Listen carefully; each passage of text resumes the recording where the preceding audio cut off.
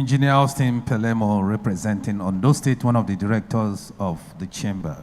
We recognize you, sir. Please a round of applause for him.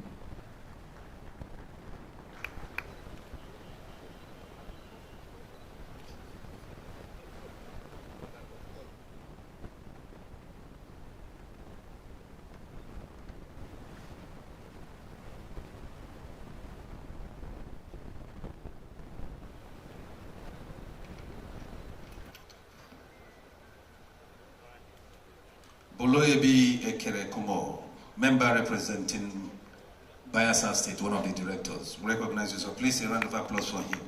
We have the zonal head of CSC, Corporate Affairs Commission, Port Harcourt.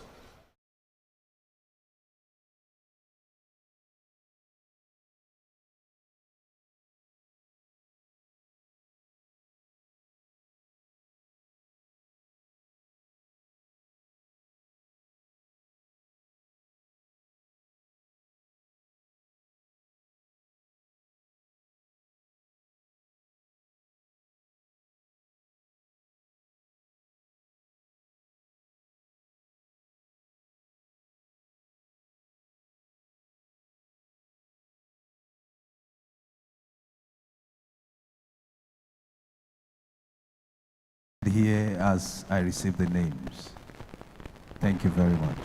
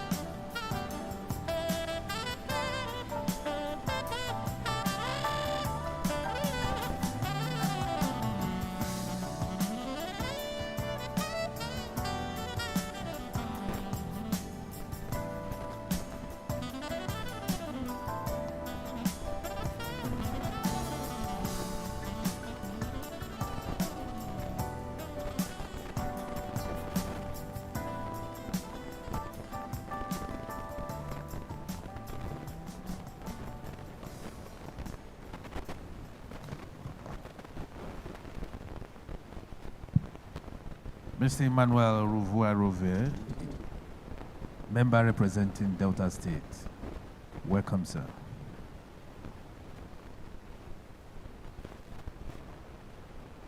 Invited guests, distinguished ladies and gentlemen, I understand the Managing Director, CEO, NDDC is very much around.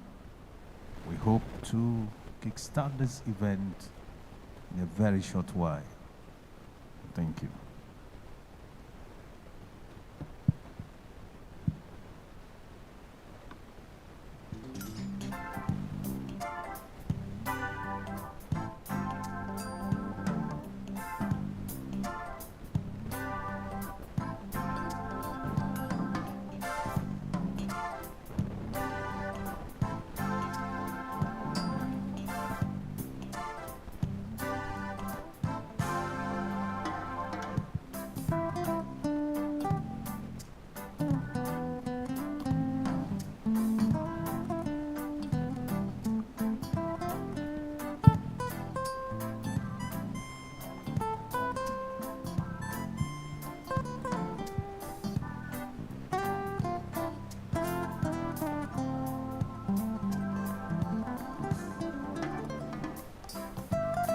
Esteemed guests, please may we rise as we receive the arrival of the Managing Director and CEO, Niger Delta Development Commission, Chief Samuel Obuko. Also with the MD is the Executive Director of Projects, NDDC, Sir Victor Itimantai.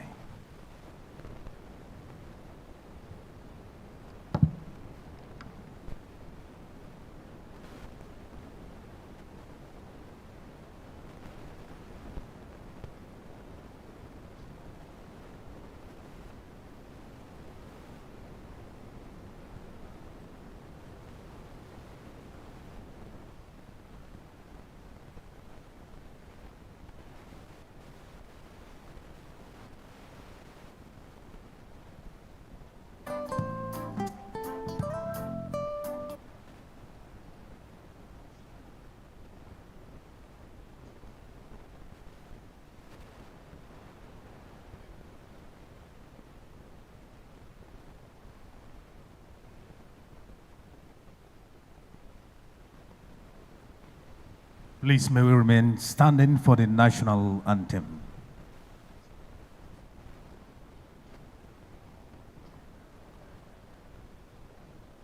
Nigeria, we hail thee, our own dear native land.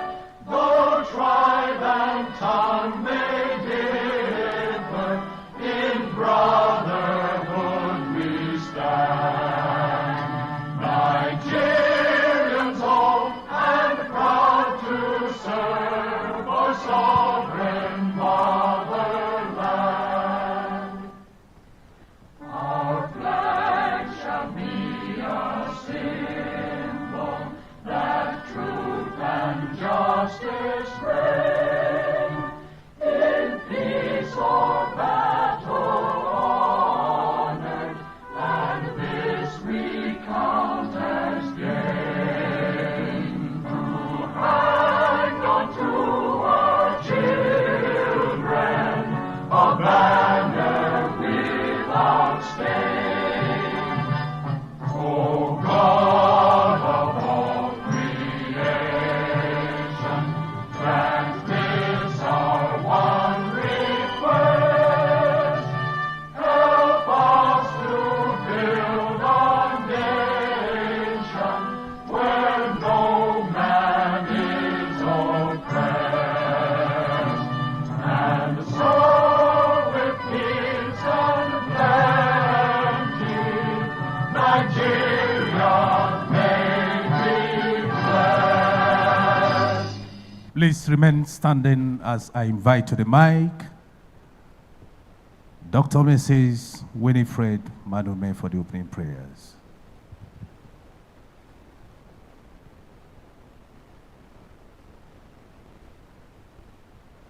May we rise for prayers, please. In Jesus' name, in the mighty name of Jesus, Father God Almighty, we thank you for this day. We thank you for the gift of life. We thank you for the realization of this day. We thank you for the people of Niger Delta.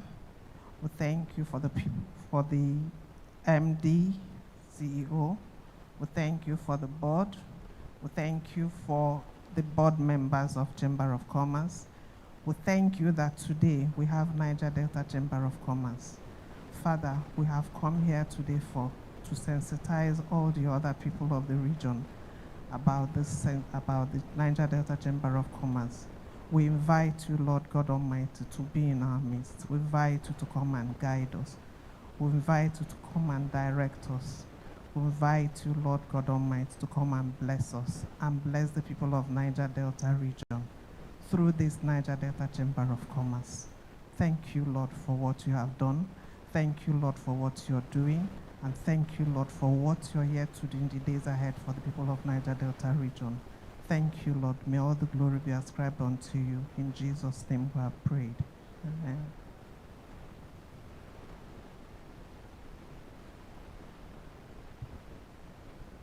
Please be seated.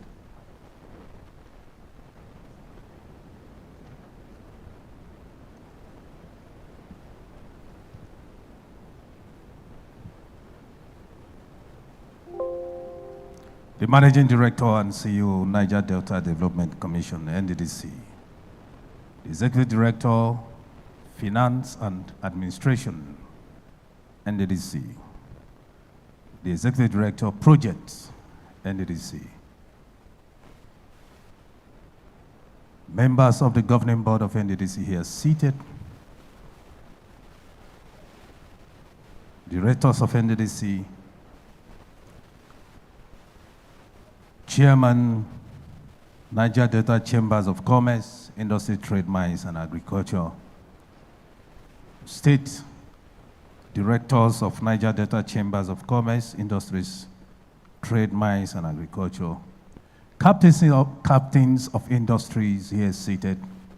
Opinion leaders. Esteemed guests. Members of the press. Ladies and gentlemen. Good afternoon, one and all. Recall I earlier said, today marks a significant step in our collective journey towards fostering economic growth, entrepreneurship, and sustainable development in the Niger Delta region. The formation of the Niger Delta Chamber of Commerce represents our shared visions to create a vibrant economic and business environment that will support our local enterprises, attracts investment, and drives our innovations across our communities.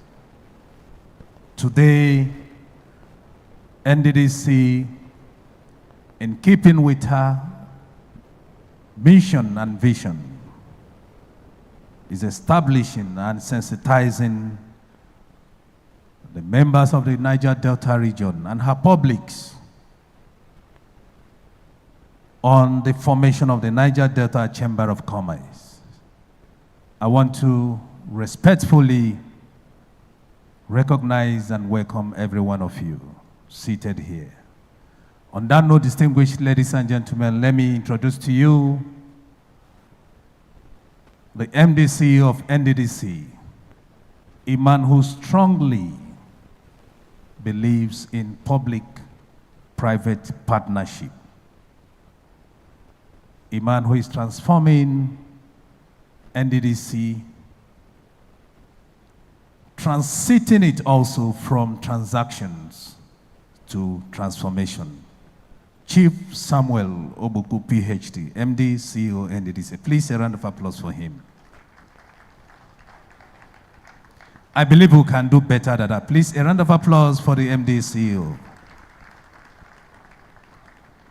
Seated next to him is the Executive Director, Finance and Administration, NDDC, Honorable Alabo Boma Iyaye. Please a round of applause for him.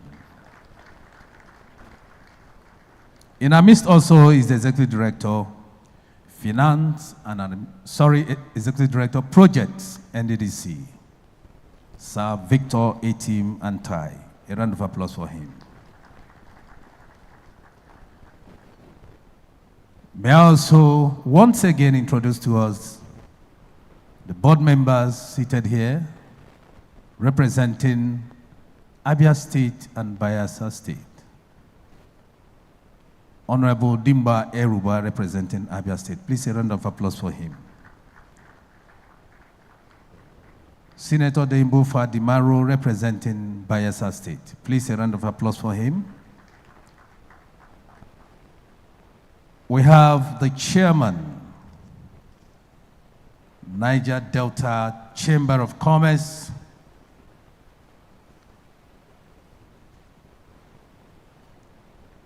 Industry, Trade, Mines and Agriculture, Ambassador Idare Gogo Ogan. Please a round of applause once again for him. And in our midst is Chief Dr. Emi Membre Otaji, OON. He is the Deputy National President, Nigerian Chamber of Commerce. He's here representing the National President. Please, a round of applause for Chief Otaji. Thank you very much. On that note, distinguished ladies and gentlemen, without much ado, I want to bring to the podium for welcome remarks by the Executive Director of Project NDDC, Sir Victor Etim Antai. Please, a round of applause for him as he makes his way to the podium.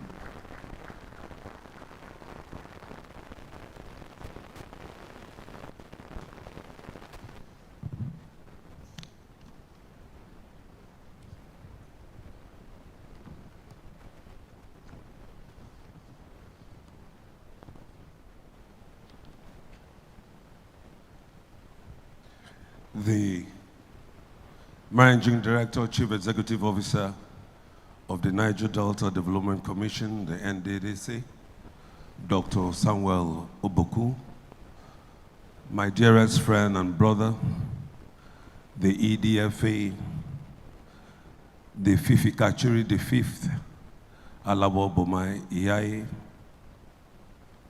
other board members here present, the chairman of NDCCITMA, directors of NDDC, state directors of NDCCITMA, invited guests, members of the press, ladies and gentlemen.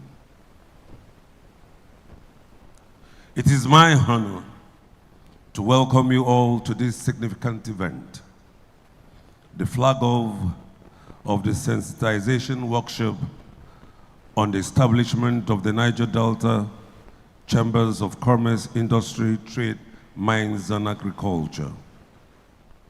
While my primary duty today is to extend a warm welcome, I feel compelled to share a few thoughts, especially when working under a visionary leader like our Managing Director, Chief Executive Officer, Dr.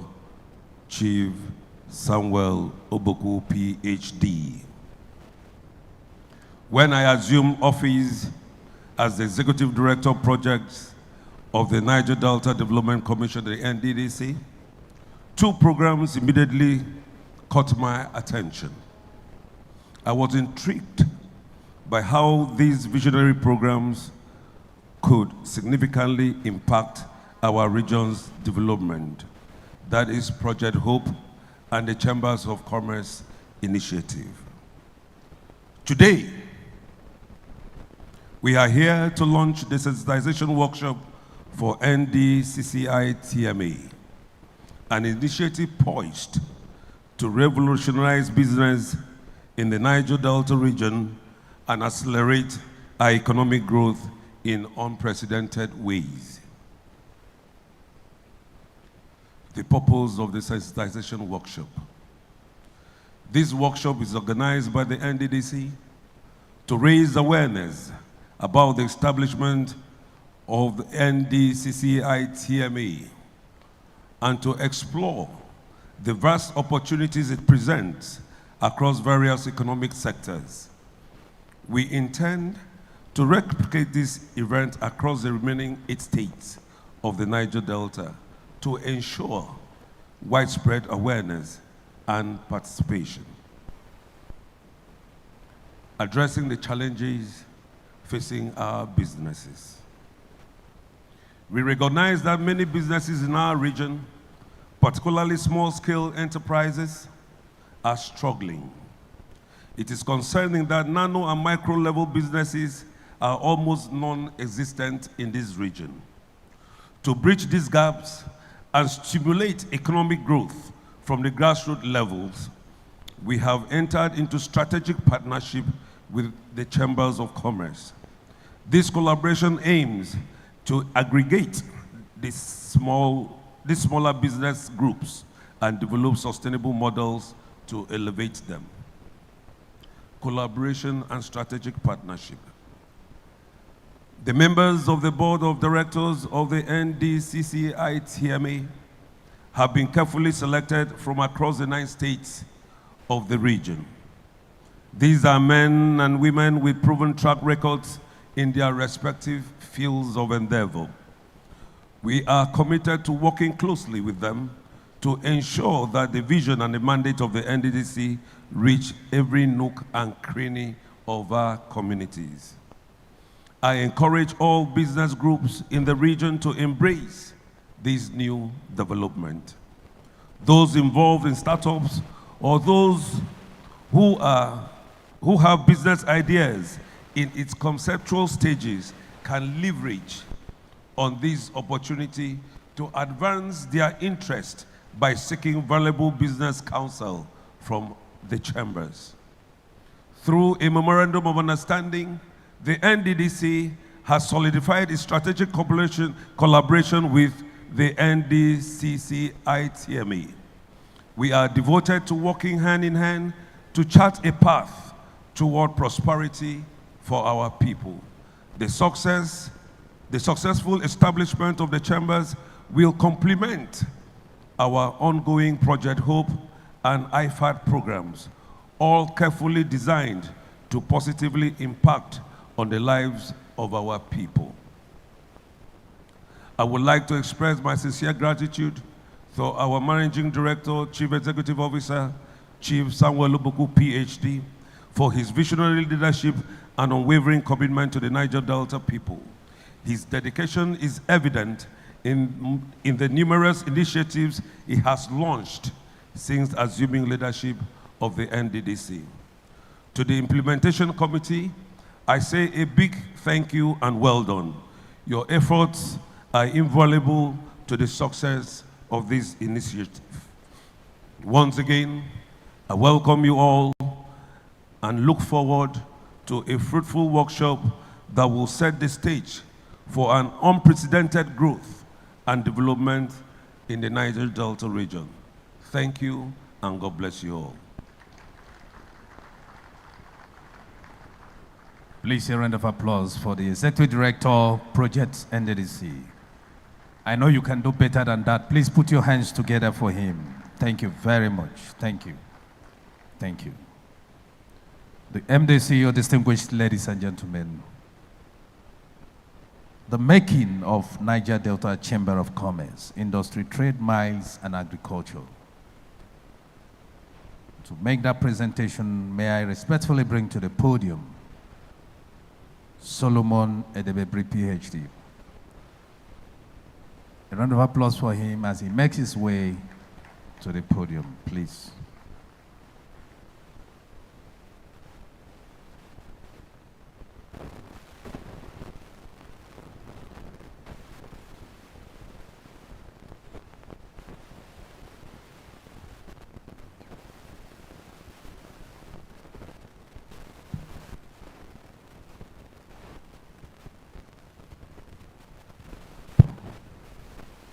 The Managing Director, CEO of NDDC, Chief Samuel Obuku, PhD, the Executive Director, Finance and Administration, the Executive Director of Projects, all other directors here present, my amiable and wonderful Chairman, Ambassador Idaire Gogo Ogan, the Deputy Chairman, President Amin of NACIMA, that's National Association of Chambers of Commerce in Nigeria, representing Dele Oye, the President.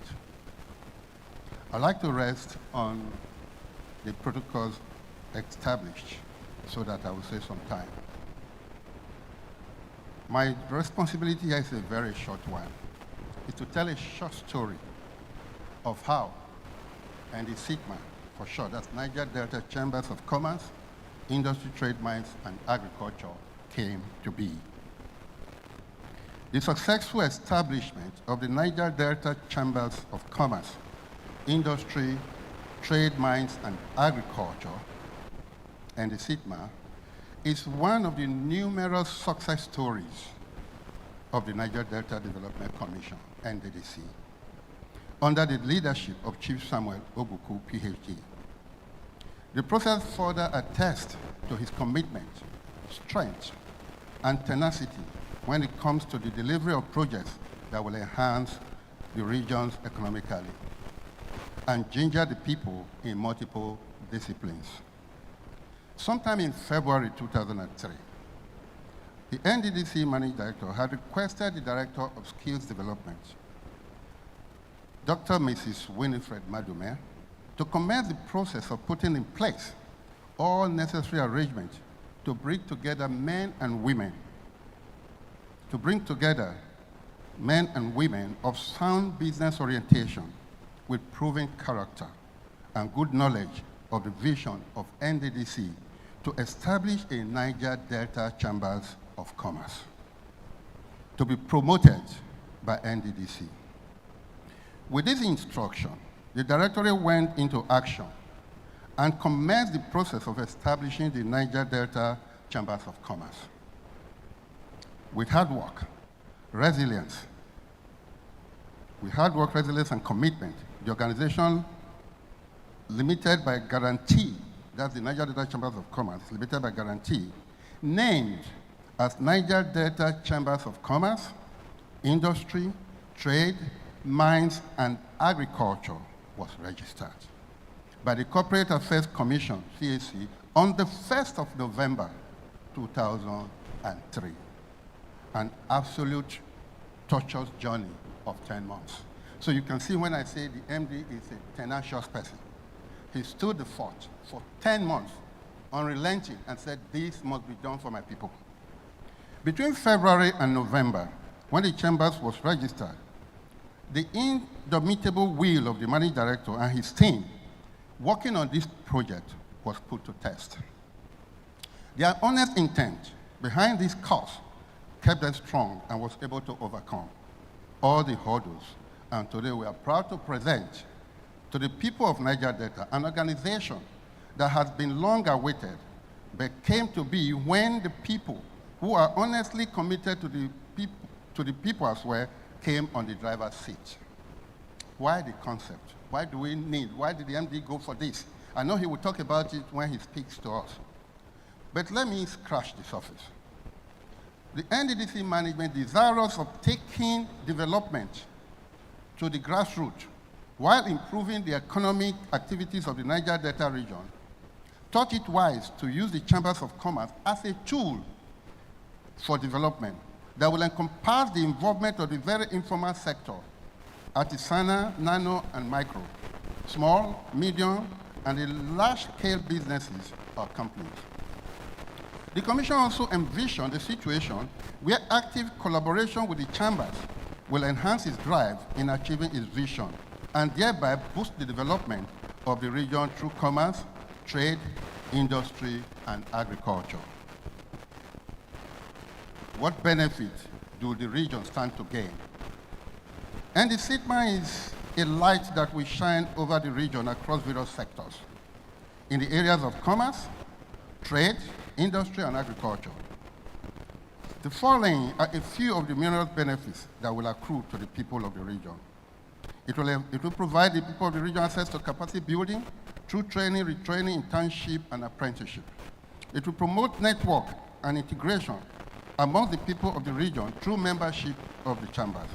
It will engineer a new way of doing business among the people in sync with global best practice. And the NDCCITMA will partner with existing chambers of commerce in the Niger Delta area and NACIMA to drive home the intent of the promoters of the NDCCITMA to the people of the region. It will provide the people the platform for strategic partnership between organizations within and outside the region to quicken the actualization of goals and grow the economy. Apart from rejuvenating markets across region, NDCCITMA will also help to facilitate trade across the country and the globe. Owing to the improved confidence building, NDCCITMA will attract huge investment to the region.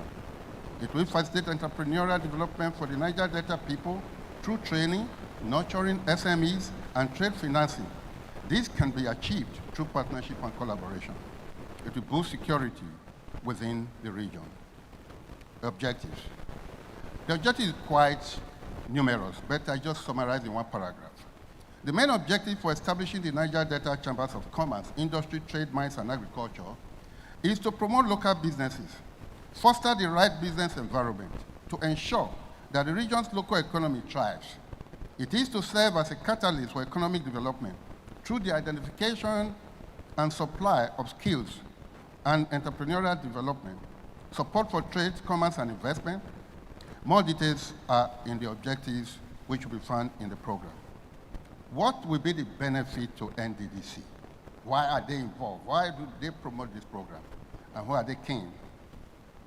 Apart from the numerous benefits to the region and her people, the promoter of this initiative, NDDC, will benefit as follows. NDCCITMA will be a tool for business development to NDDC through partnership and collaboration, thus enhancing the economy of the region.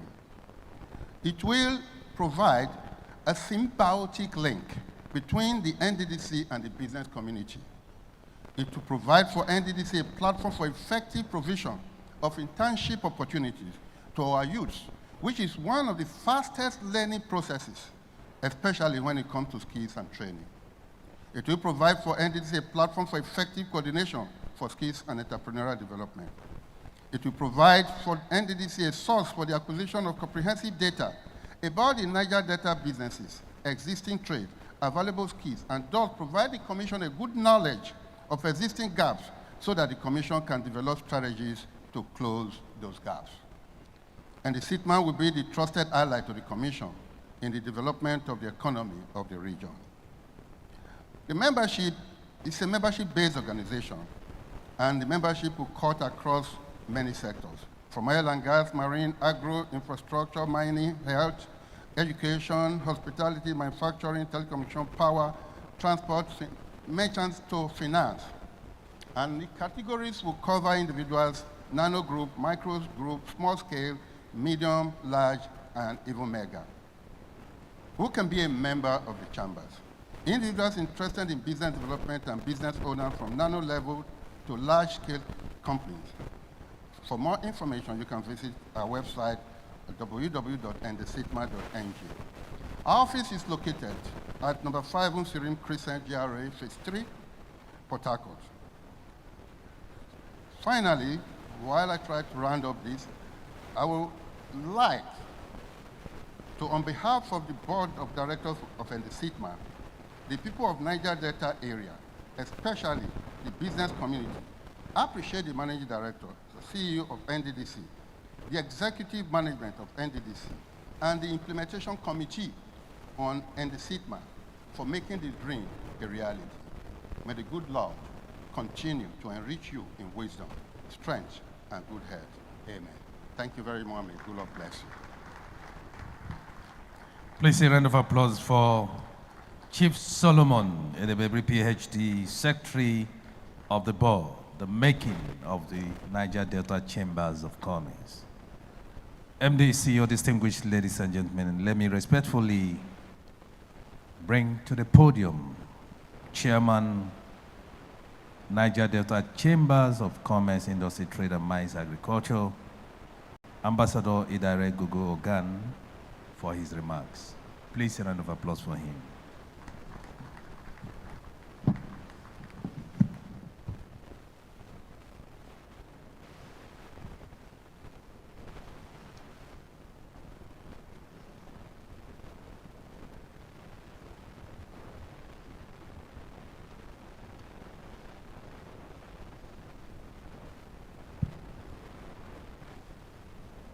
Good afternoon, ladies and gentlemen.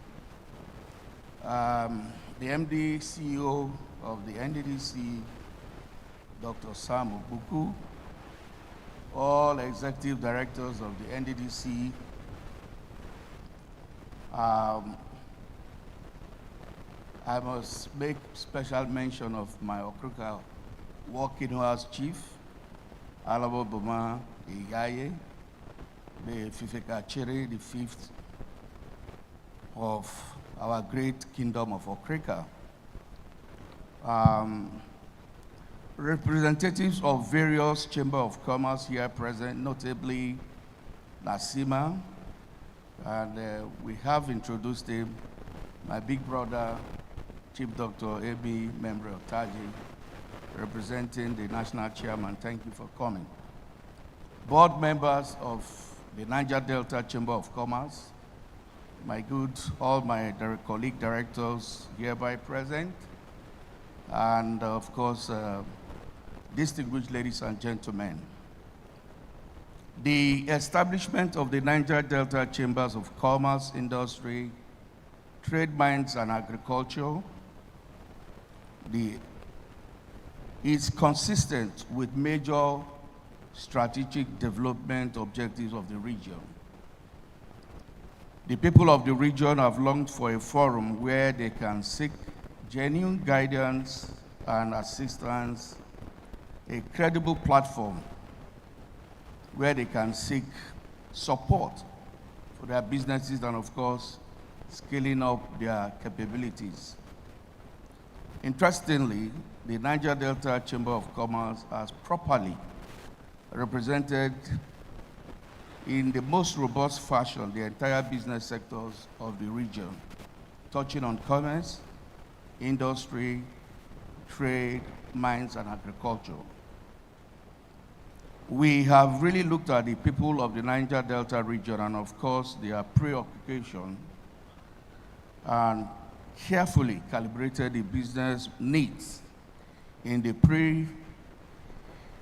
objective which has been carefully spelled out in the program brochure.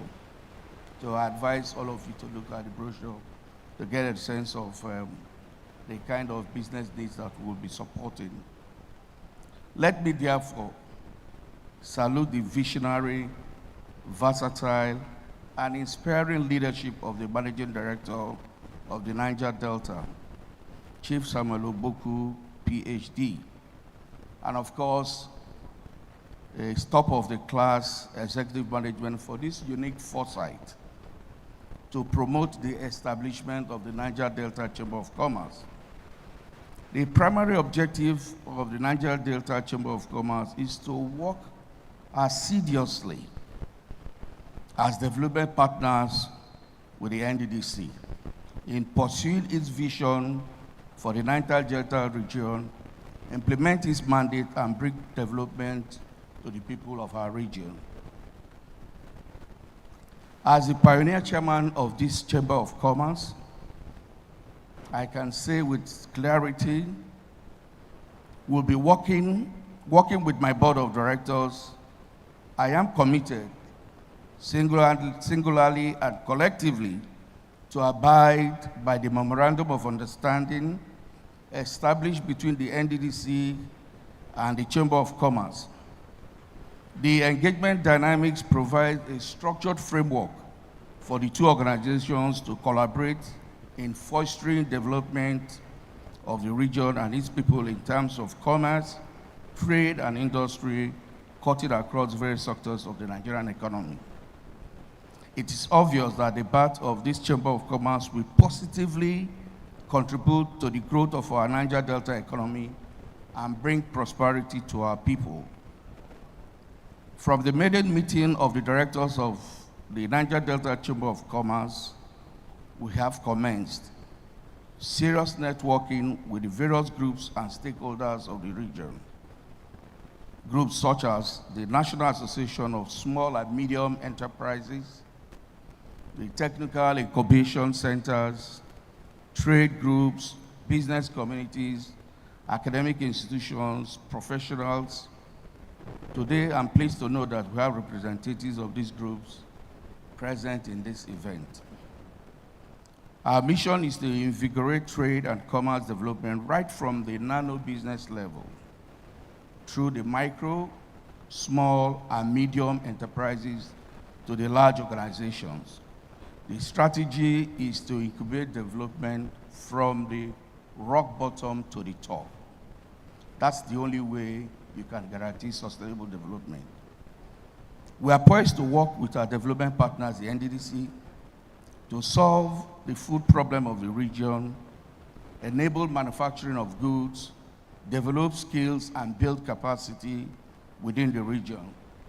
We are confident we can achieve all of this through the establishment of institutional collaborations within and outside the region.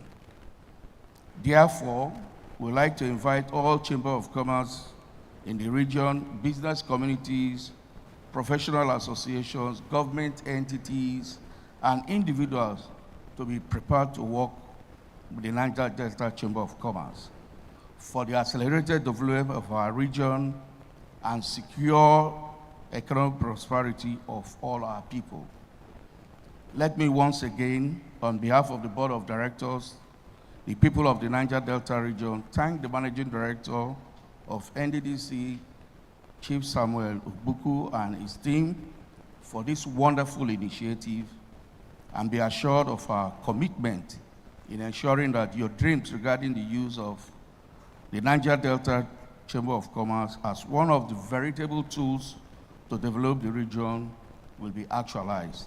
Thank you, and God bless. Thank you very much, sir. MDCO, distinguished ladies and gentlemen, MD, may I crave indulgence to recognize the member representing Rivers State on the governing board of NDDC who joined us a while ago, Sir Tony Okocha. A round of applause for him, please. Thank you very much. On that note, let me bring to the podium for goodwill messages the National President of NASIMA, Barrister Dele Oye, here represented by Chief Emi Membre Otaje, the second Deputy National President NASIMA. Please, a round of applause for him as he comes.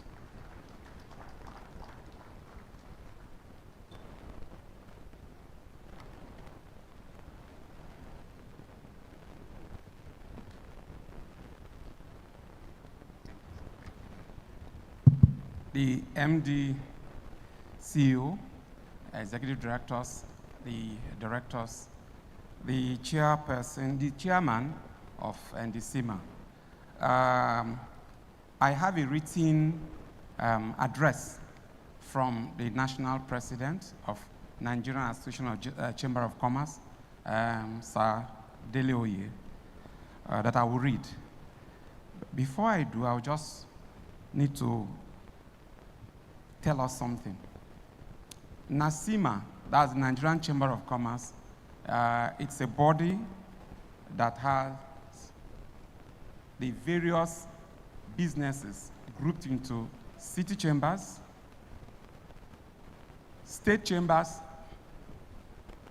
and bilateral chambers of commerce, like Nigerian British, Nigerian China, Nigerian American, Nigerian, various countries' chambers of commerce.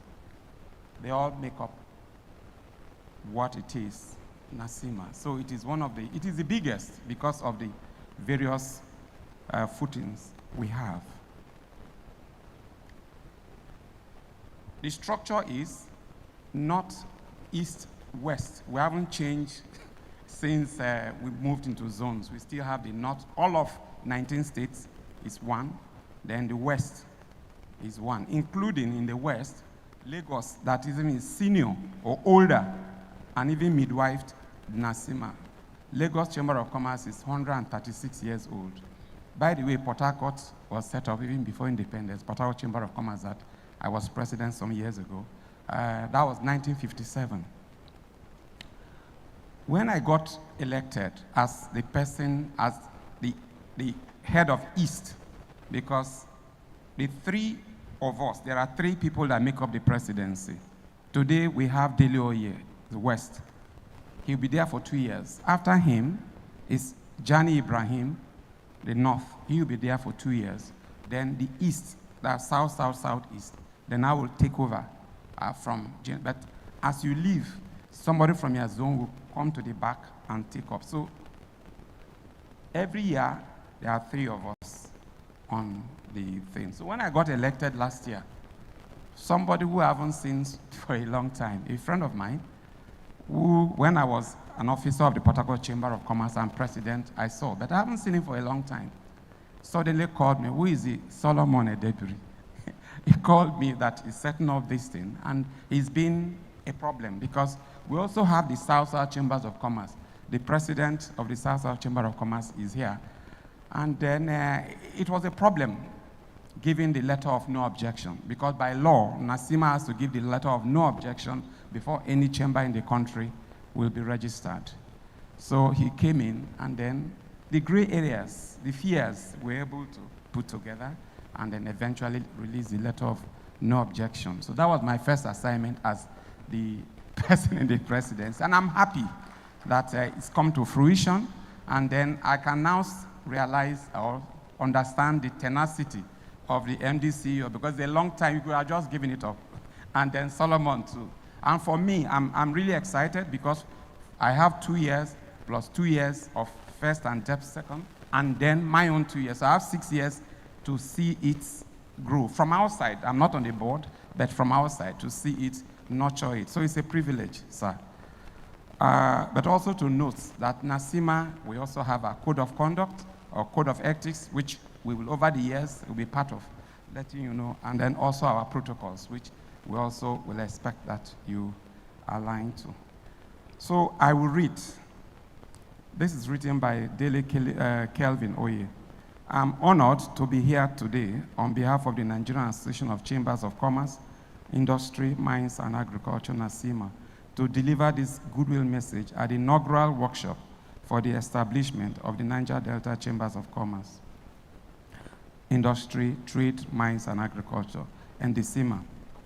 NACIMA serves as the umbrella body for all chambers of commerce across the country, comprising 90 chambers of commerce and more than 500 corporate members. We take pride in being the largest business organization in Nigeria, and are excited to play a role in the conception and establishment of this new chamber. This initiative aligns seamlessly with NACIMA's mission to promote and protect the interests of businesses throughout Nigeria. It is essential to clarify that the NDCCITMA is an independent private sector organization, not a department of the NDDC. Its establishment is a strategic initiative aimed at supporting the work and mandate of the NDDC in optimizing development within the Niger Delta. The NDCCITMA is dedicated to carrying out the typical functions of any city or state chamber of commerce, including organizing trade fairs, exhibitions with NACIMA and other chambers across Nigeria, particularly those within the Niger Delta region.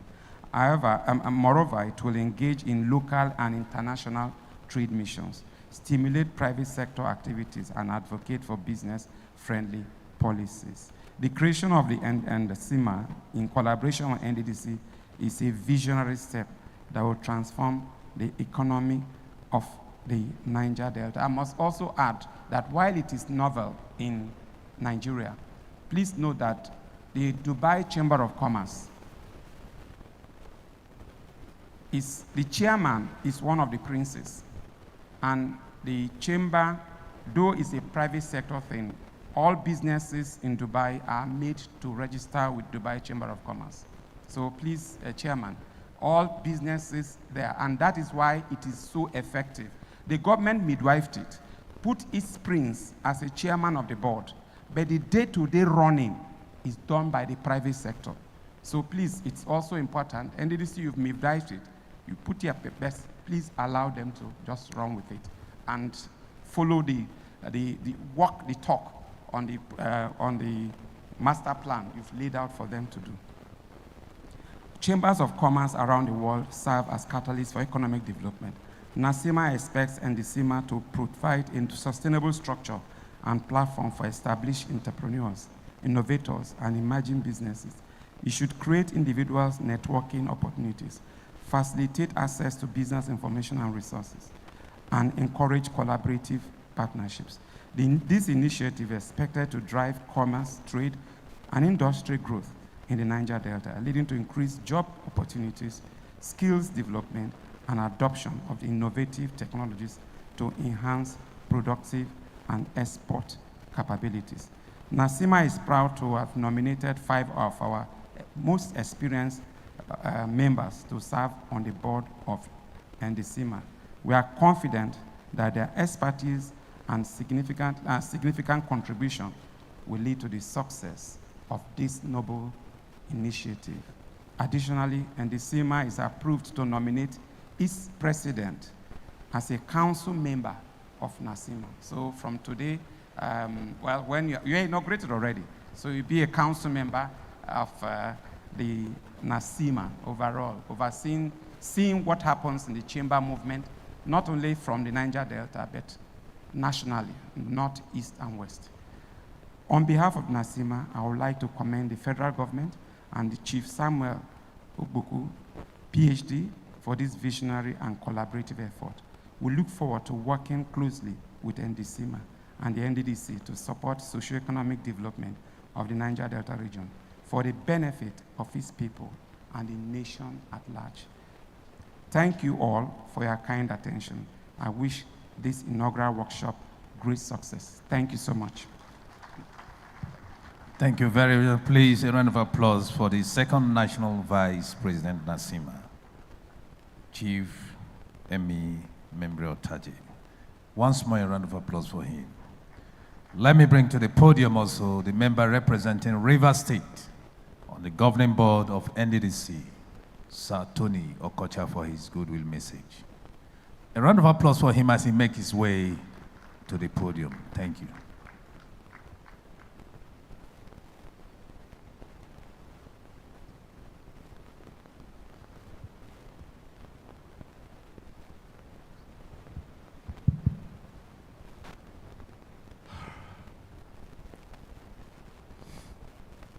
The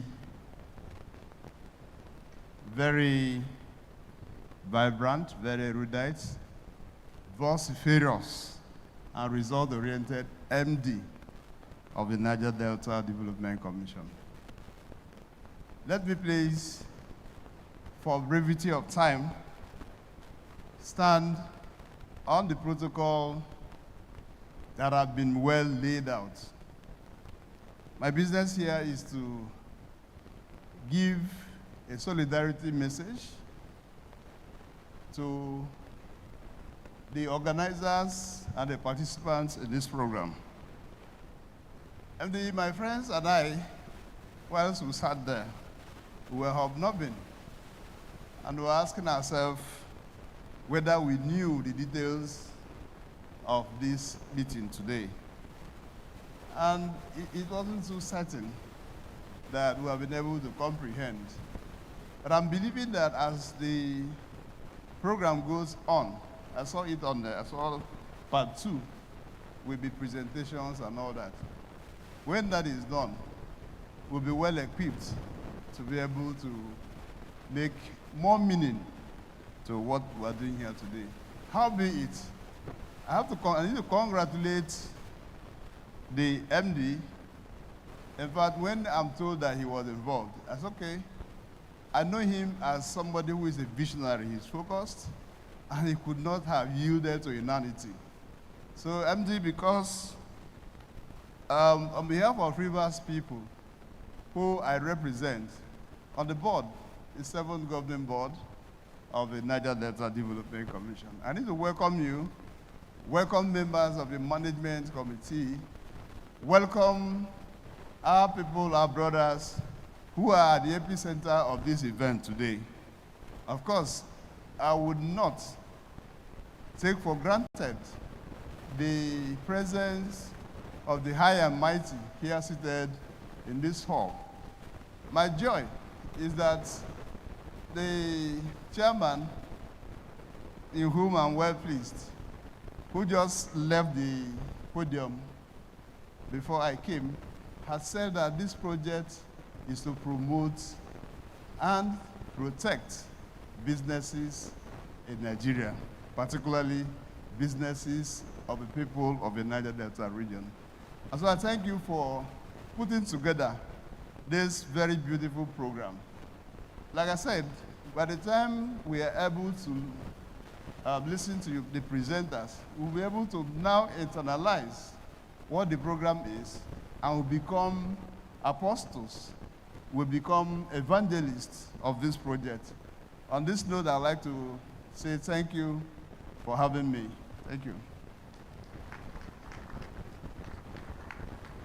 Please, a round of applause for the member representing Rivers State on the governing board of NDDC, Sir Tony Okocha. Thank you very much, sir.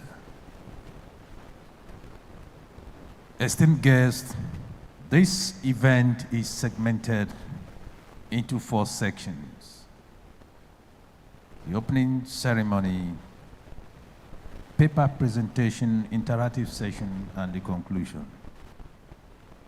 At this point, I want to very respectfully bring to the podium for his address and declaring this event open, the Managing Director and CEO NDDC, Chief Samuel Oboku, PhD. Please, a round of applause for him as he makes his way to the podium.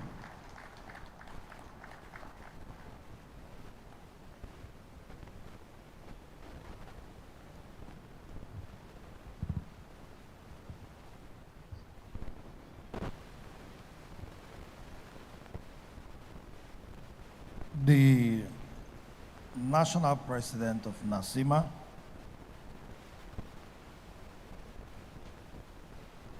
who is represented by our brother here, also from Rivers State. The chairman of NDCCITMA,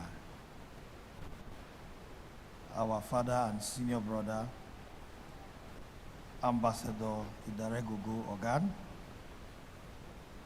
the EDFA of NDDC, my brother, the Fifikachiri, the 5th of Ogu, who recently celebrated his 55th birthday. Let me, on behalf of the Niger Delta Chamber of Commerce, congratulate you on the occasion of your 55th birthday. The Executive Director of Project,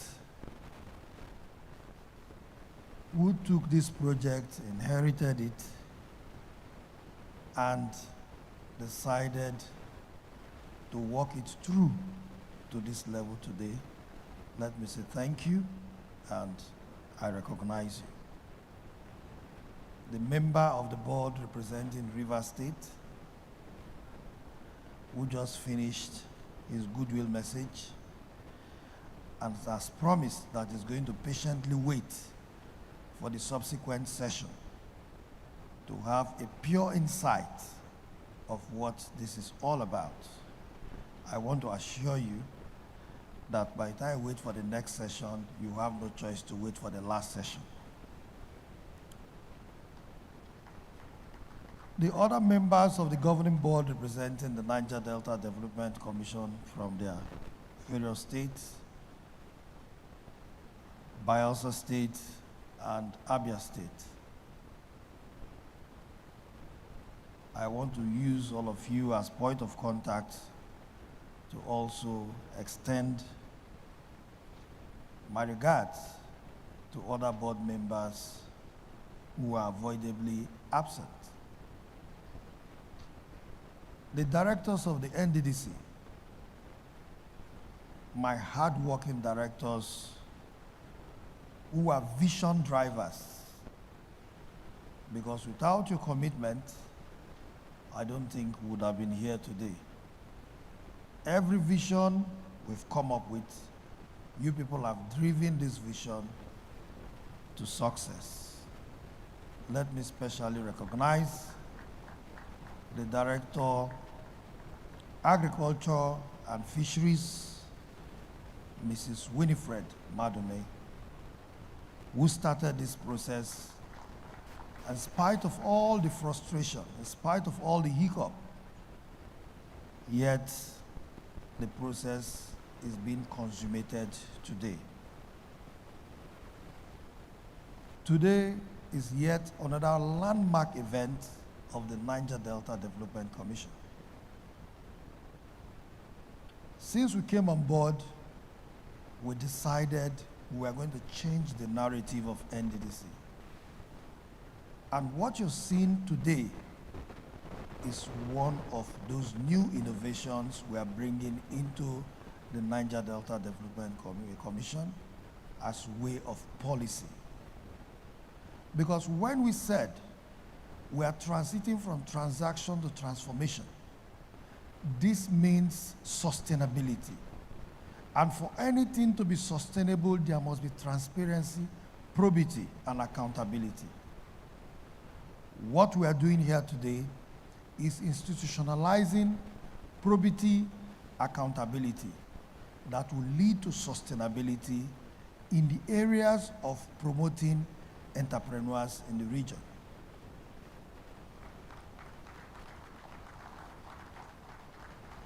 In the Niger Delta, over the years, it is very, very sad that most of us have been looked down upon. You go to places, when you sound as an intellect, people are even surprised. Do we have people like this from the Niger Delta? Because of why? We have not been able to have a platform to bring intellectuals together. We have not been able to have a platform to bring entrepreneurs together. But as much as we have all these people, possibly even the best in Nigeria, yet people do not even look inside the Niger Delta and see anything good. In some places, once you talk, they refer to you as militant. You don't blame them, because the only platform that the government of Nigeria brought together for the people of the Niger Delta is called the amnesty. So hence, every youth is seen as a militant. Meanwhile, in the Niger Delta, we have youths who are software engineers, people who are genius in various areas, in technology, people who are successful in agriculture, people who are successful in different trades, but yet no platform, hence no one recognizes them. I believe even those who are good, they might even mistaken them for people from other regions.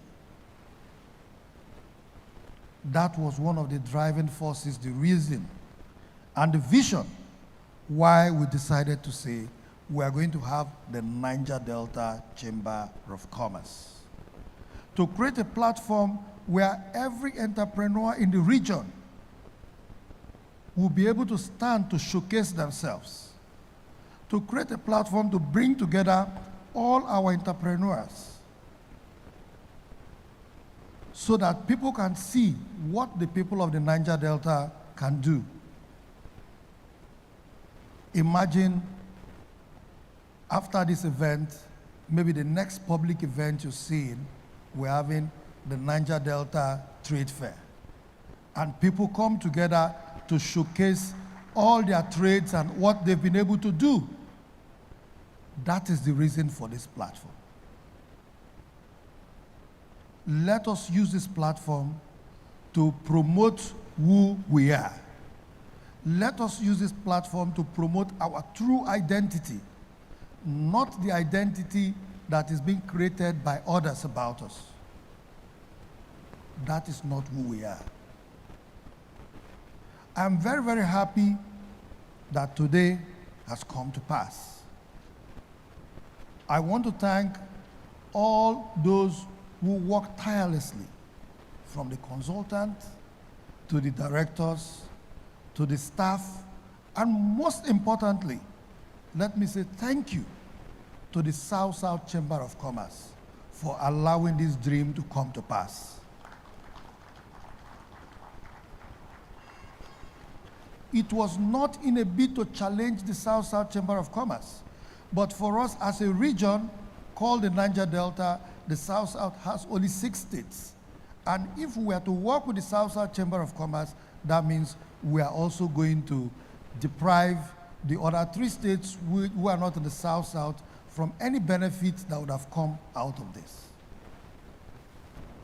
Hence, we decided to go for the Niger Delta Chamber of Commerce.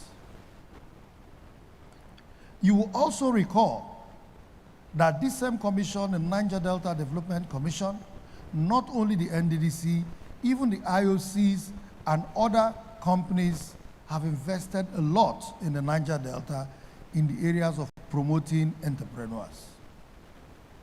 But today, you hardly see anyone who can come out boldly to say, I am running this business was promoted by NDDC. Or for you to even measure the growth of that business. It is because everything was done politically. No platform. There was no accountability. For us to say we are coming on board with the Niger Delta Chamber of Commerce, it is because, one, for all of us who are here to be sensitized, I want you to hear this. For you to benefit from our future programs that have to do with promoting entrepreneurs, you must be a registered member of the Chamber of Commerce. NDDC will not give you agric loan. NDDC will not give you any support for your business. It is the Niger Delta Chamber of Commerce. So the Niger Delta Chamber of Commerce will now be the mediator between the region entrepreneurs and the NDDC. And it may not even end there. I'm using this opportunity to also advise the IOCs to also take advantage of the Chamber of Commerce interface with them, because they are going to generate data of entrepreneurs in the Niger Delta. So from that data, you see who and who are benefiting. You see the kind of businesses they're involved in. Hence, if you want to support, you know the category of persons you really support.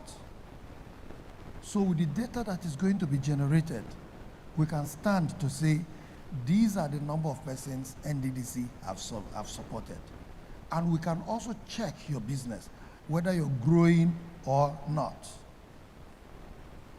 With this establishment, this puts an end to portfolio businessmen. For those who probably do not have any established business and want to come to us to say we should support them in one way or the other, the Niger Delta Chamber of Commerce is the only authority that can verify if you're really a genuine businessman. Because for you to register with them, you must register with all your company documents and also show proof of the kind of business you've been doing. So that is accountability. That is transparency. Hence, it has nothing to do with the managing director of NDDC to support his kinsmen, his family members, and friends.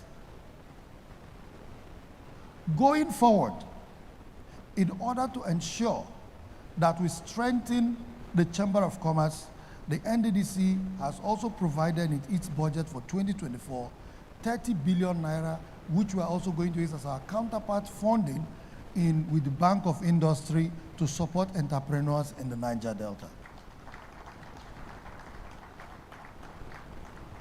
Some few weeks ago, we had the privilege of having this, our first meeting with the Bank of Industry, in building our partnership, where the chairman of NDCCITMA was also part of that meeting. So we are going to have a tripartite partnership between the NDDC, NDCITMA, and the Bank of Industry. So ours is to guarantee the fund by paying our own counterpart funding.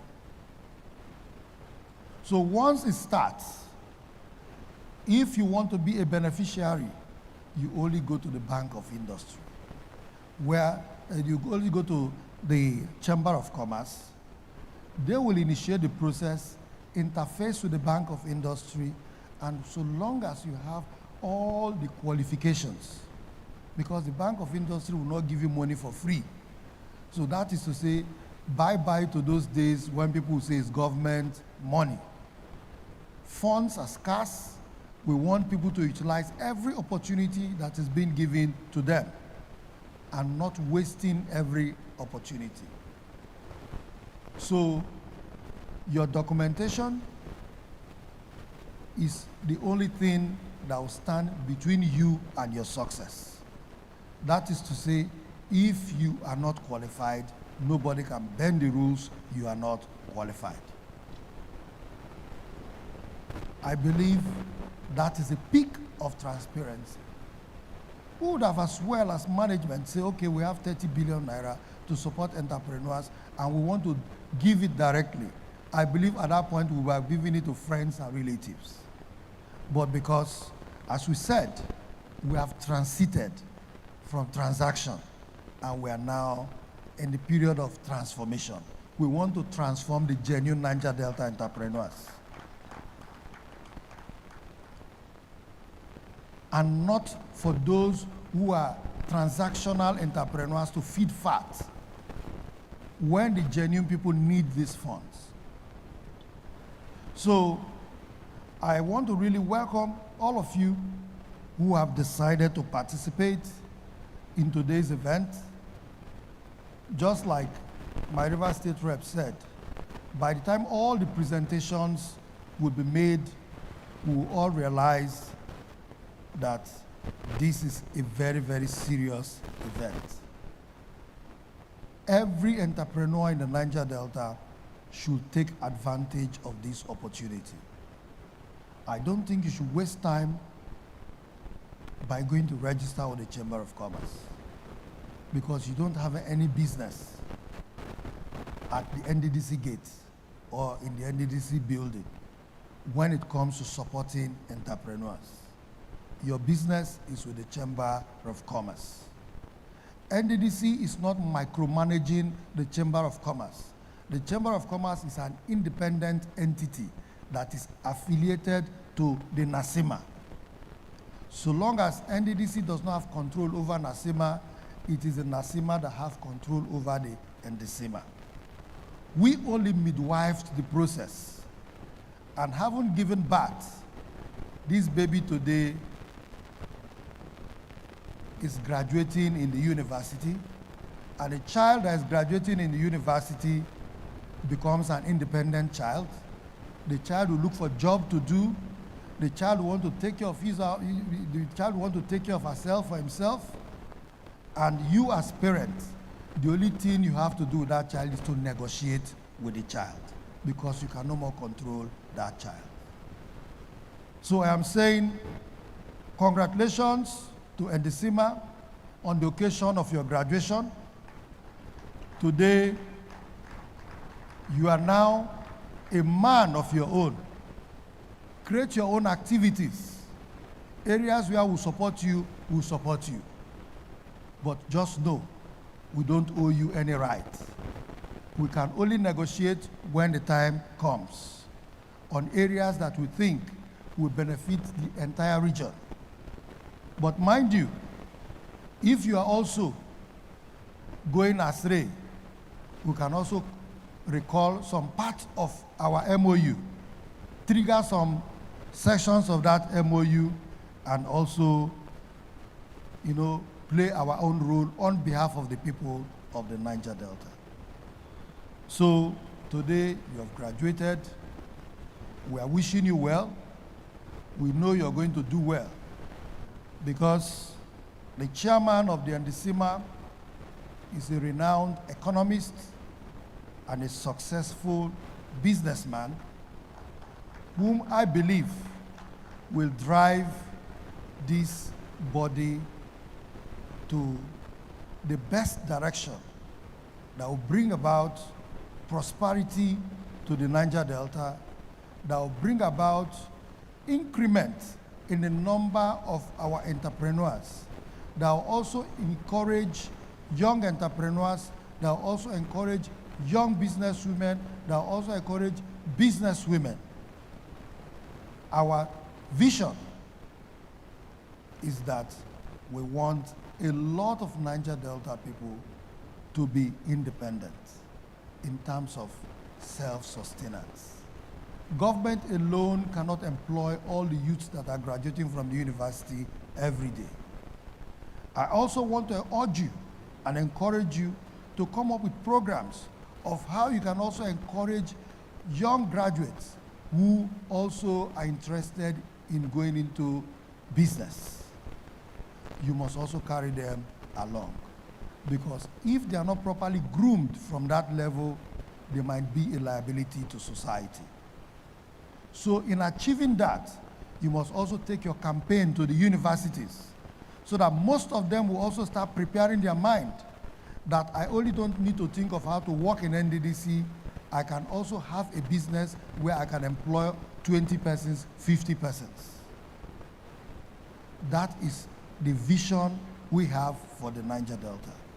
And that is the kind of vision we want you to drive. Creating something that was never in existence before. Because for us, our motto is making a difference. We also want you to make a difference. We don't see any challenge as an obstruction. We confront challenges. Today we are here today, we confronted challenges, that is why we are here today. We know you are going to confront challenges that will result to success and bring about prosperity in the Niger Delta. I am saying all this because I trust in your ability, I believe in your capacity. I trust your team because your team was carefully chosen, put together to ensure that you change the narrative of poverty in the Niger Delta. I see a future of prosperity in the Niger Delta if we work together. And I know the data you're going to generate of entrepreneurs in the Niger Delta will be shared with other agencies and the IOCs so that they can also see how they can come in to support you. On this note, I want to thank all of you, welcome all of you, and formally declare this occasion open. Thank you very much. Thank you very much, the MDCO Niger Delta Development Commission, NDDC, Chief Samuel Obuku, PhD. Once again, please, let's give him a resounding round of applause. Thank you very much. Thank you. In his words, I see a future of prosperity in Niger Delta. Every entrepreneur in Niger Delta should take advantage of NDCCITMA, for that is the route. And finally, we don't see challenges as obstructions. Please, a round of applause for the MD once again. Thank you. MD, thank you for your kind words. Distinguished ladies and gentlemen, having declared this event open by the MDCO, we want to go into paper presentations. Please, the presenters, you have 10 minutes to make your presentations, and the participants take notes while they are making their presentations. There will be time for interactive session where you are at liberty to ask your questions and make your remarks.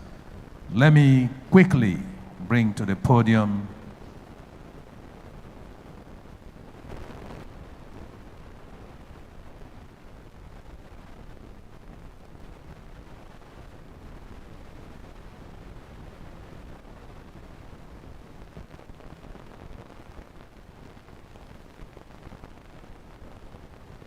Thank you very much, sir. Let me invite the Secretary of the Board, Dr. Solomon Ebedebri to take the citation of Engineer Omoyo Otanocha. Thank you. Thank you, MC. Thank you, sir. This is the brief citation of Engineer Dr. Omonigo Otanocha. Engineer Omonigo Otanocha Benedict holds PhD Mechanical Engineering from the University of Manchester, United Kingdom. He has over 22 years cognitive technical experience, including 14 years facilitated learning and competency training practice. He's a member of the University Council as one of the FUPRE Senate representatives, 2023 to 2027. Omonigo is an associate alumni of the National Institute for Policy and Strategic Studies, NIPS. Policy and Strategic and Leadership course. His skills and interests are in advanced manufacturing technology, laser-based manufacturing, sustainable production system, that's computer-aided design and computer-aided manufacturing, artificial intelligence, and enterprise development. Omonigo is an academic/research staff, associate professor, advanced manufacturing and energy infrastructure of the Federal University of Petroleum Resources.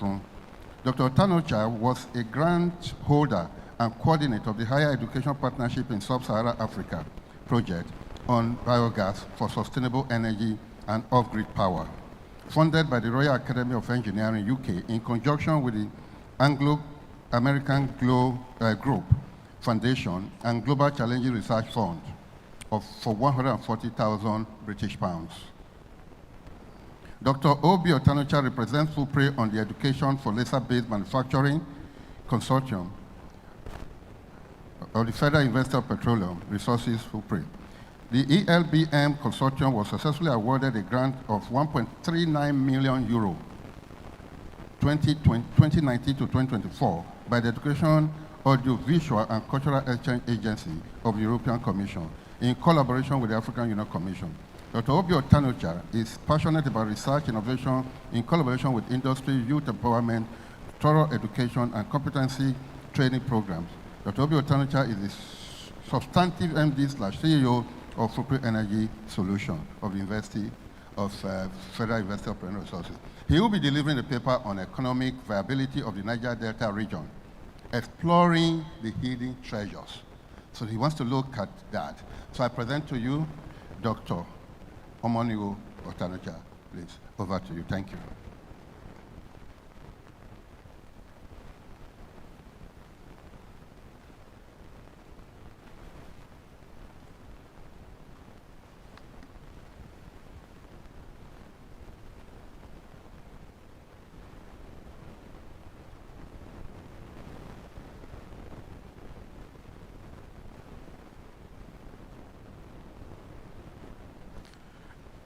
The Managing Director and Chief Executive Officer, the NDDC, permit me to stand on existing protocol. Thank you, Engineer Dr. Edebiri, for your kind words. I will just quickly go into my presentation. I don't know it all, but I will prompt you with certain things that we have done in my short journey with the Federal University of Petroleum Resources. I assumed the office as Lecturer 1 in 2010 in FUPRE, and in 2016, we registered a company that could interact with the industry. I think that is what the chambers is trying to do for the whole of Niger Delta.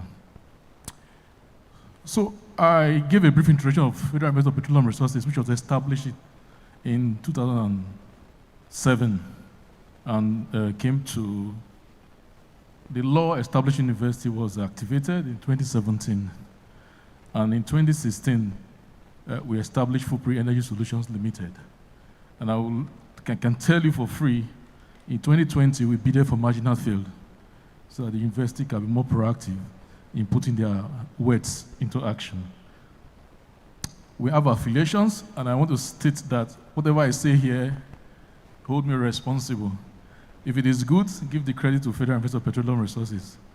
Don't hold any of my affiliations or responsibilities. People where I'm responsible for any of my actions except for myself. My citation has been read. I just want to mention that I'm a fellow of the Anant Fellowship for Climate Action.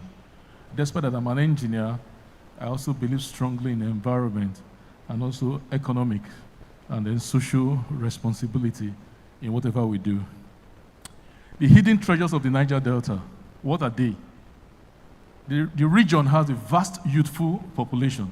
The MD, when he was giving his address, mentioned militancy. Maybe that's to show the vibrancy of our people. I'm proudly Niger Delta. So one of our hidden treasures is the vast youth population. We also have vast natural resources. Of course, oil and gas is just one of them. Then we have rich culture and wealth, a potential for sustainable development. These treasures cut across agriculture, fisheries, oil and gas reserves, biodiversity, and tourism, to mention but a few. Again, I just want to give you a brief introduction of the oil and gas environment, just to let us, I don't know whether the slide is being shown, supposed to be shown. Now, there is a major decline in the use of fossil fuels as energy, not necessarily decline in petroleum resources. I stand to be corrected, and I stand on this firm footing that petroleum will still be very relevant. I stand on faculty that have been established evidence to show that petroleum will still be very, very much relevant for the next 100, even 1,000 years. The question is, what are you going to be doing with it, especially in terms of our country, Nigeria, where petroleum is our main revenue earner and also energy resource. So the global landscape is changing towards what I would say alternative. I'm more comfortable with saying alternative energies rather than renewable energy. Because if we talk about renewable energy, the next slide will tell you that even though people say oil will run out, there are more discoveries coming up. For example, how come the IOCs, they are moving deep offshore and spending so much money for exploration there, where production is almost ×2 of what is done in land? So my friend, I have friends here who are into geology and erudite scholars have predicted more discoveries of oil and even gas. Nigeria is more of a gas nation, but the gas that we have now that we have mentioned that's going into trillions of cubic feet is not, they were all accidental. We have not even gone into exploration for gas. So non-renewable resources never really run out. That's the emphasis. But like the NDDC is trying to push, what can we do in this region within our sphere of influence to push the nano, micro, and small-scale enterprises to thrive? I also went ahead and mentioned and did a chart on the stakeholders in the Niger Delta.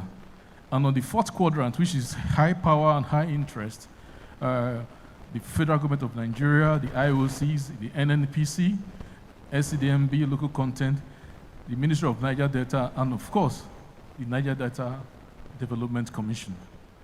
Then most importantly, the state governors, what they can do with it. So now, if this quadrant is properly managed, the Niger Delta will be prosperous because they will drive, establish the policies that can drive economic development. Sustainable and renewable energy initiatives. There's much attention, and I also push that for sustainable energy. Now, let me distinguish between sustainable, when I say sustainable energy and renewable. Even the solar panels that most people, if I ask this audience now, what is the most prominent renewable energy resource that you know? I think we all shout solar panels. But if you do what they call life cycle analysis of how the silicon is mined, and then from cradle to death, you find out that it's not as renewable as you think. Because if you look at the batteries, the lithium ion that is used for batteries, these are finite materials. They are not renewable. Okay, you need to do SDG 12, which is sustainable production and consumption. So oil is still very, very substantial as an energy resource, The attention should now be in having a proper energy mix. And for that, we propose that renewable or sustainable energy resources should be looked at when driving businesses and economic development of the Niger Delta. The next slide, I showed a receipt. I bought PMS yesterday at 1,130 naira per liter. And I think the same pain most of us are going through, especially with the recent hike in petroleum resources, petroleum fuels. Now, let's go back to most of our homes. We run on diesel or PMS. Currently, I'm partially connected to the grid, but I generate my own power at home. No noise. I'm on solar, and once in a while when there's not much power, I'm on there. And I also give water to my community where I stay in Delta State. So, measurable impact for energy projects. So I expect that most of the businesses that will be going through this, another project that the NDDC would want to encourage, should look at establishing sustainable energy resources, such as energy parks, and then subsidize it. If you look at what is happening in China, energy is a national security issue. So for businesses to thrive, there must be a place where they can go to and be productive. So energy access, expand the energy electricity grid, access through solar. In my university, we have a 0.5 megawatt solar system, but that system cannot carry the entire university, so they have to do what they call load shedding. Now, moving forward, for businesses to thrive, there needs to be sustainable energy resources, and the attention should be towards solar, wind, and hydroelectric projects, because these are readily available within our rural areas. And the reason is that it is economically friendly, environmentally friendly, and then job creation. The major problem with this is that the cost of initial establishment is high. This is where, if the chambers, encouraged by NDDC, and the Bank of Industry wants to be of assistance, this needs to be looked at. I go forward to look at engineered systems for the development of the Niger Delta for impactful outcome. When you talk about engineered system, all about having a Venn diagram and thinking about the interconnectivity of economic, social, and environmental aspects of the project. And when you say engineered means that a system designed or adapted to interact in an anticipated operational environment to achieve one or more desired outcomes within valid limitations. Critical thinking has to be done, just like it was done in establishing the NDCCITMA, critical thinking analysis. You need to interpret results, and then self-regulation, and then evaluation. I propose that for the resilience of for businesses to thrive here too, there are key 6 considerations when it comes to climate action. I'm pushing some of us here, especially those who are in the riverine areas who have mangrove swamps, to look at carbon economy, how to do carbon credit farming. The resources are there, your mangrove forests are available, your vast lands that are waterlogged, that are not yielding much of aquaculture, can be used for carbon credit. And I propose 6 considerations and areas where we can direct our children, our youths, to go into. The first one is bioengineering. In terms of planting mangroves, constructing artificial reefs, and also implementing other nature-based solutions. Because we have these as our treasures in the Niger Delta. These techniques can stabilize our shorelines and also reduce erosion and provide habitat for marine life, which can be turned for economic benefits. The second one is infrastructure, development of our infrastructures, in terms of integrating green infrastructure elements such as vegetated buffers and permeable surfaces that can enhance resilience of the ecosystem. This can be done as a business. I showed a letter from the governing council of the university awarding about 200 by 100 meter square land to do a development park for meat production, and then process the meat. The waste will be used for biogas generation that will be used to power the system, and then reduce the cost of processing the meat. The meat will be sold, and then the entire system is closed, where you have what they call you have a circular economy in that system to demonstrate for those who are willing. Like the MD mentioned, our students are trained in such a way that when they graduate, they become technopreneurs, where they use technology to drive the entrepreneurial skills for productivity. Number 3, that a skill that will be needed in this regard is monitoring and data analysis. For some of us who are retiring, who want to reskill ourselves, or our children who are going into school now, or who have just graduated, and you are worried that whatever they learned in school might not help them in going into business, they should look at monitoring and data analysis. And there are quick courses that can be done so that they can analyze data using AI in such a way that the system can interact with the environment where you want to monitor. Data can be collected, interpreted, and so decision can be done for adaptive management. I also showed, we are also ready for people to train people on how to do, to measure climate change in their various spheres of influence. And there's a book published by a Nigerian, though in South Africa, which I showcased there, that can be looked at. Number 4 is collaboration and partnership. For this NDCCITMA to work, there was collaboration between the NDDC, Bank of Industry, like the MD mentioned, and also the and collaborate between these people, and also there was also outreach to the universities. So this collaboration, which showcases the Sustainable Development Goals 17, is necessary to help mobilize resources, okay, and share knowledge, and then capacity building for long-term sustainability. Then number 5, case studies and best practices. These things are not just ordinary, we are not just talking academics. We went ahead to showcase what has happened in Bangladesh, and also Malaysia and Philippines, to demonstrate the effective approach to enhancing the mangrove resilience. I think there should be a special session towards the mangrove forest for carbon accounting and carbon climate action. Then policy and advocacy. Yeah, 5 minutes. Policy and advocacy. Yeah, engage policymaker. Chairman, sir, the chairman of NDCCITMA and also the MD CEO of NDDC.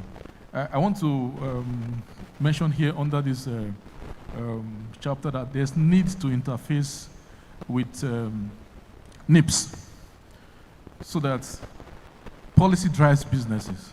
Some businesses, they fail because proper policy formulation was not done. Not that the policies were bad, but the formulation was not properly done because of improper stakeholders management. So NIPS, and I want to vouch that by now they're already collecting names for the next batch of SEC, 46 or 47. Please, members through NATSIMA can push there. We can have a conversation on this. Much members should be pushed there so that they can drive some of this policy initiative that the NDDC is pushing. Then for one of the targets for all these skills and all these ideas, for it to work, like I said, one of the major treasures of the Niger Delta is the large demography that is skewed towards youths.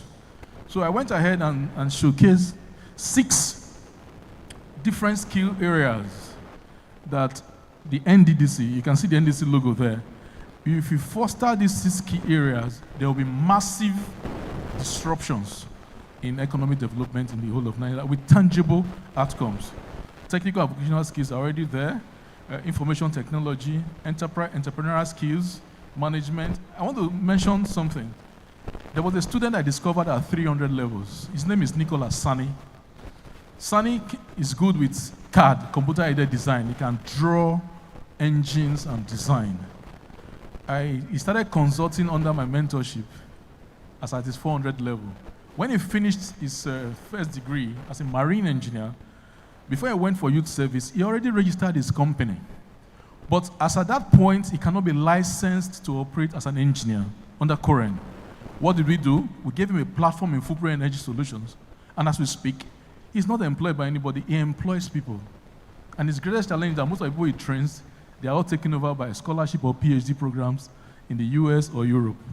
So there are a lot of youths who are well talented and if they don't have the platform. But his skills are more in computer-aided design and computer-aided manufacture. Agriculture is there. I'm happy that the NDC is pushing a lot of that. I just want to highlight that I was shocked when I went to Biotech OT. One of the thriving technology they are pushing there under bioengineering is snake venom farming. That is used for pharmaceuticals. There are a lot of agri-tech.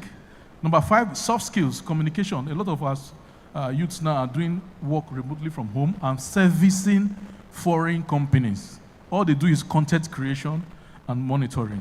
Then most importantly, because of the current time in our world, climate action and environmental skills management. Now, I just want to mention that, in conclusion, that we have federal universities, even NGOs, all over these regions. How many of you know that a university exists for community development? That's why they exist. If you have challenges that has to do with integrating your technology or establish an IP, which is intellectual property that can turn into commercial product, go to the closest university. The Federal University of Petroleum Resources is there. University of Port Harcourt is here. There is FUTU in Imo. There's Umudike University, Federal University. In Ondo, there's FUTA. University of Benin, my alma mater, is there. So we are all there and connected. So by implementing this initiative, the Niger Delta will sufficiently contribute to the region's socio-economic upliftment. Monitoring progress in a measurable manner. I'm happy that the NDDC is doing this. I was once in a venture capitalist project. I was the only black man there in Germany, one place they call Harburg. I went to pitch waste to wealth, where you have engineered landfill. In the whole of Nigeria, there's nothing like an engineered landfill. These are projects that can generate their own energy and make income as an enterprise, PPP. These projects are there. The only one that would have applause for him. Thank you, sir. The next presenter is Tobore Olumoye. And to present, his paper is Enhancing the Economic Viability of the Niger Delta People through collaboration with Niger Delta Chambers of Commerce, Industry, Trade Miles, and Agriculture. Tobore Olumoye is a personal financial coach with over 20 years experience in the financial services sector. She helps individuals and teams set up their financial plans and achieve financial clarity. She has spoken on thousands of staff of organizations and members of religious and social groups, and she currently has over 200 clients across the world. Tobore is an author and publisher of the following books: From Banker to Business Owner, Make Better Financial Decisions, The Money Side of Love, Coco the Money Bug, Start Young, Grow Rich. She is a graduate of chemical engineering and holds several certifications in financial planning, commercial service, and public speaking. She's also a fellow of the Institute of Management Consultants. Her major driving force is a strong belief that humans will do better financially if they know better. Tobore is married with 3 children. MD distinguished ladies and gentlemen, let's welcome Tobore Olumoye. Thank you.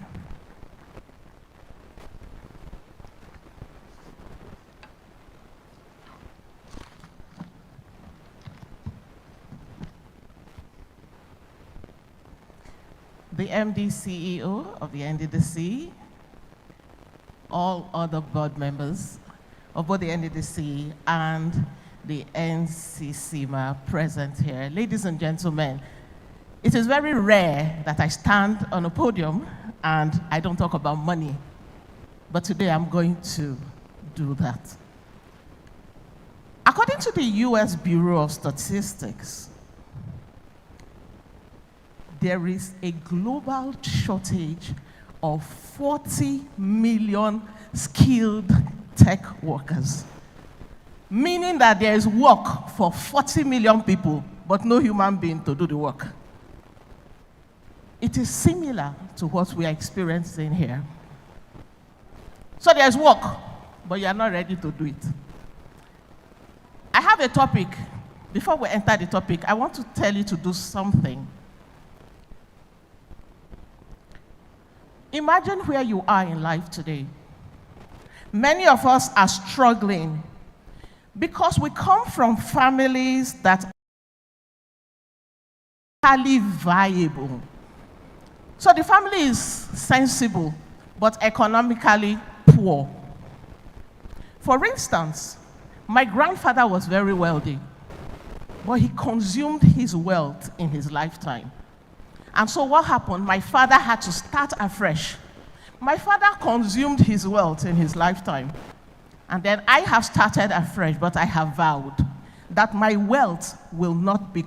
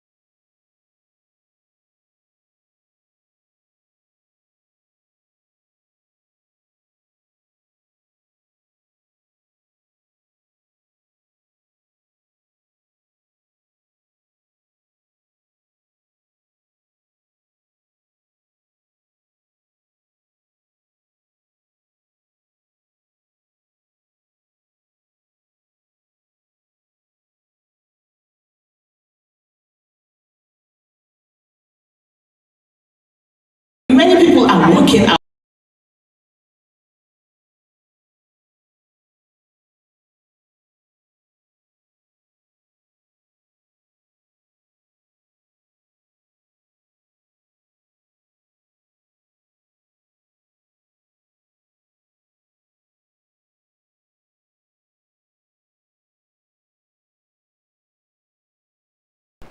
What you take for granted is what people beg for abroad.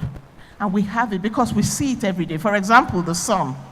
You come out and the sun is shining and you take it for granted. If we package the sun as a product and sell it, you will not believe. That's what all the Seychelles are selling, that they have sunshine round the clock. All of these opportunities can be given light by the collaboration. Capacity and skill development is particularly dear to me. If you read my history, I have been many things to many people. What I studied in school has nothing to do with what I am doing today to make money. How was this possible? By development, skill development. The university trained one part of my brain, but the society trained several other parts. And today I have been able to create jobs for thousands of people because I was willing to develop those skill sets. And that's what the collaboration will bring about for our youth. And the last thing I will talk about before I leave the stage today will be CSR projects. Many organizations are willing to do work. They are willing to help the youth, but there's no data. There's nothing that connects you in your need with their available support. And so this collaboration will provide the data required for them to be able to make those supports readily available and transparently given.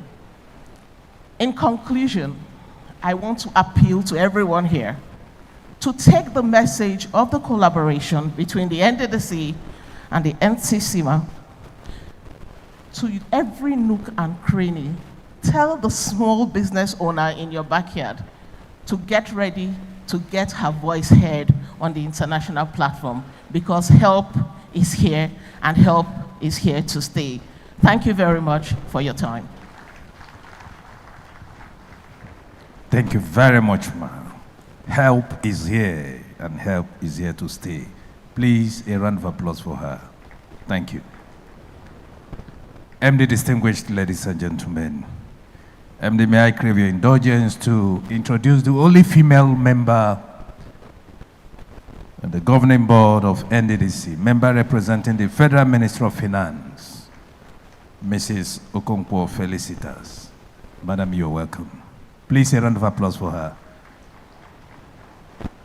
Thank you. The next presenter is Dr. Prince N. Wosa. Accelerating regional economic integration in the Niger Delta area through strategic cooperation with Niger Delta Chambers of Commerce, Industry, Trade, Mines, and Agriculture.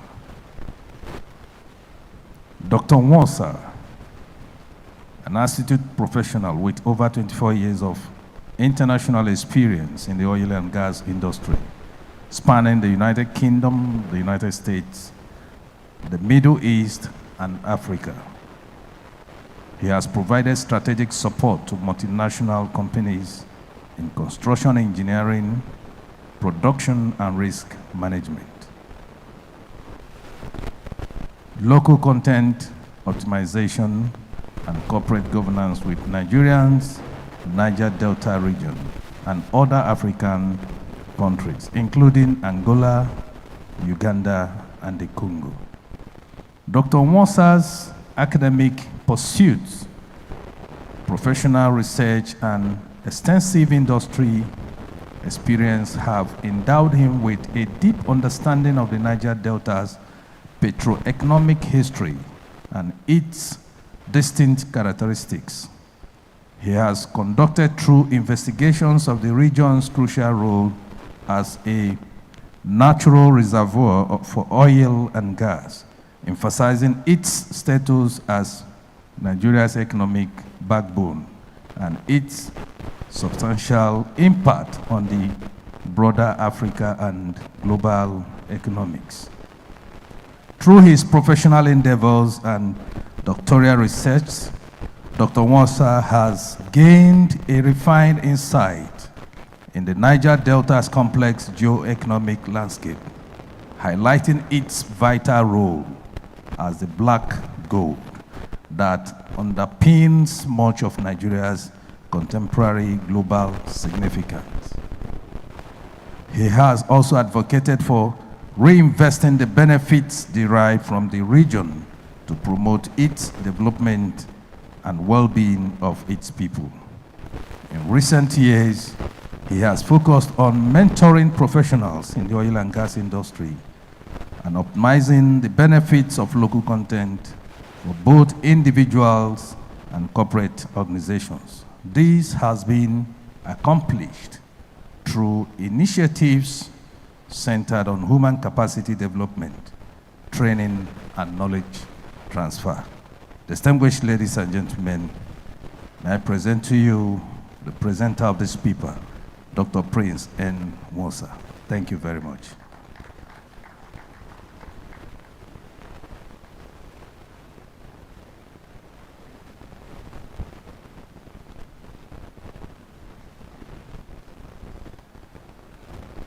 Good afternoon, ladies and gentlemen.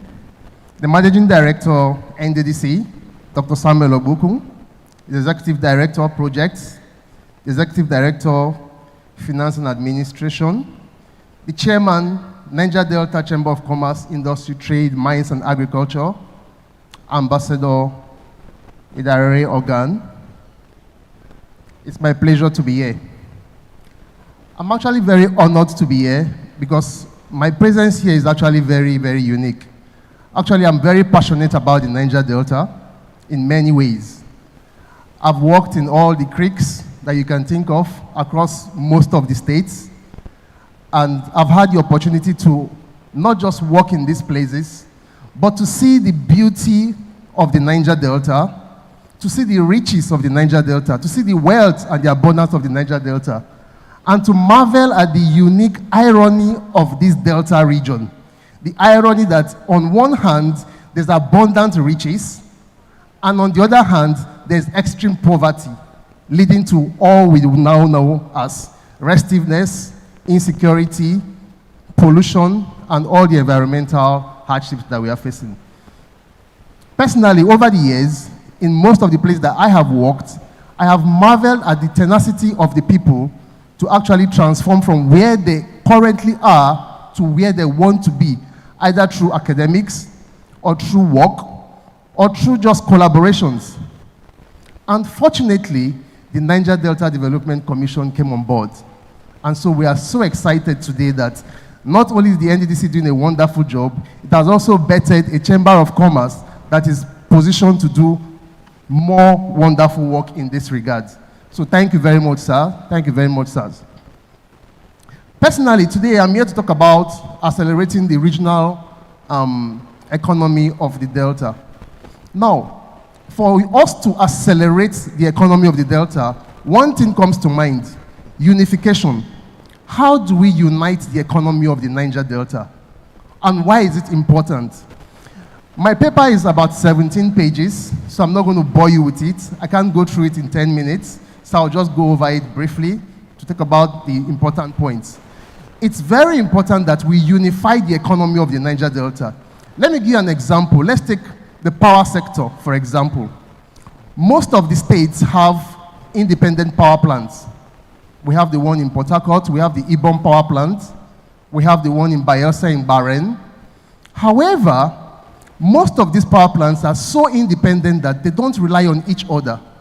That's to say that if there's a downtime in Bayelsa and the power plant in Port Harcourt, for example, is producing excess energy, you have to load the excess energy to the national grid, and you cannot help your neighboring Niger Delta states. So we have to unite the economies of these states. The East-West Road that traverses the Niger Delta is a wonderful infrastructure that started in 2007 when it was commissioned. However, it's incomplete. It's just an example to show you that there are things that can run across the Niger Delta that will be commonly beneficial amongst those in the Delta. So today, we're going to do a little workshop where we'll talk about how do we accelerate the economy of the Niger Delta. We need to come from the grassroots to mobilize the communities, to the middle, the people, the working class, the middle class, the upper class, to the governors. They need to be able to understand the benefits. What will they benefit from a unified economy? It's very important for them to know that one region, that one state in the region can help the other, because they cannot continue to be like this forever. Take the Ibom Seaport, for example. It was commissioned 25 years ago, the Ibom Seaport. If you have the Niger Delta Chamber of Commerce now positioning other states to see the viability of that seaport, you will have one common driver that will push for the completion and bring more hands. Is it financing? Is it people that have common benefits? To see that that port can benefit the entire region. That's just an example. We have numerous examples. We have the Songhai farms, which is supposed to be like the largest agricultural endeavor in the entire West Africa. Now, these are the kind of things that the Niger Delta Chamber of Commerce can position and become a pivotal instrument to make it come to fruition and take it off just one state, but across the region. The benefits are immense. Now, these are the benefits of unifying it. But how do we accelerate it? Acceleration has to be linked to value. The value should be beneficial. The Chamber of Commerce is going to partner with not just local partners, private, public enterprises, but also international partners. So I'm going to look at one of them very briefly.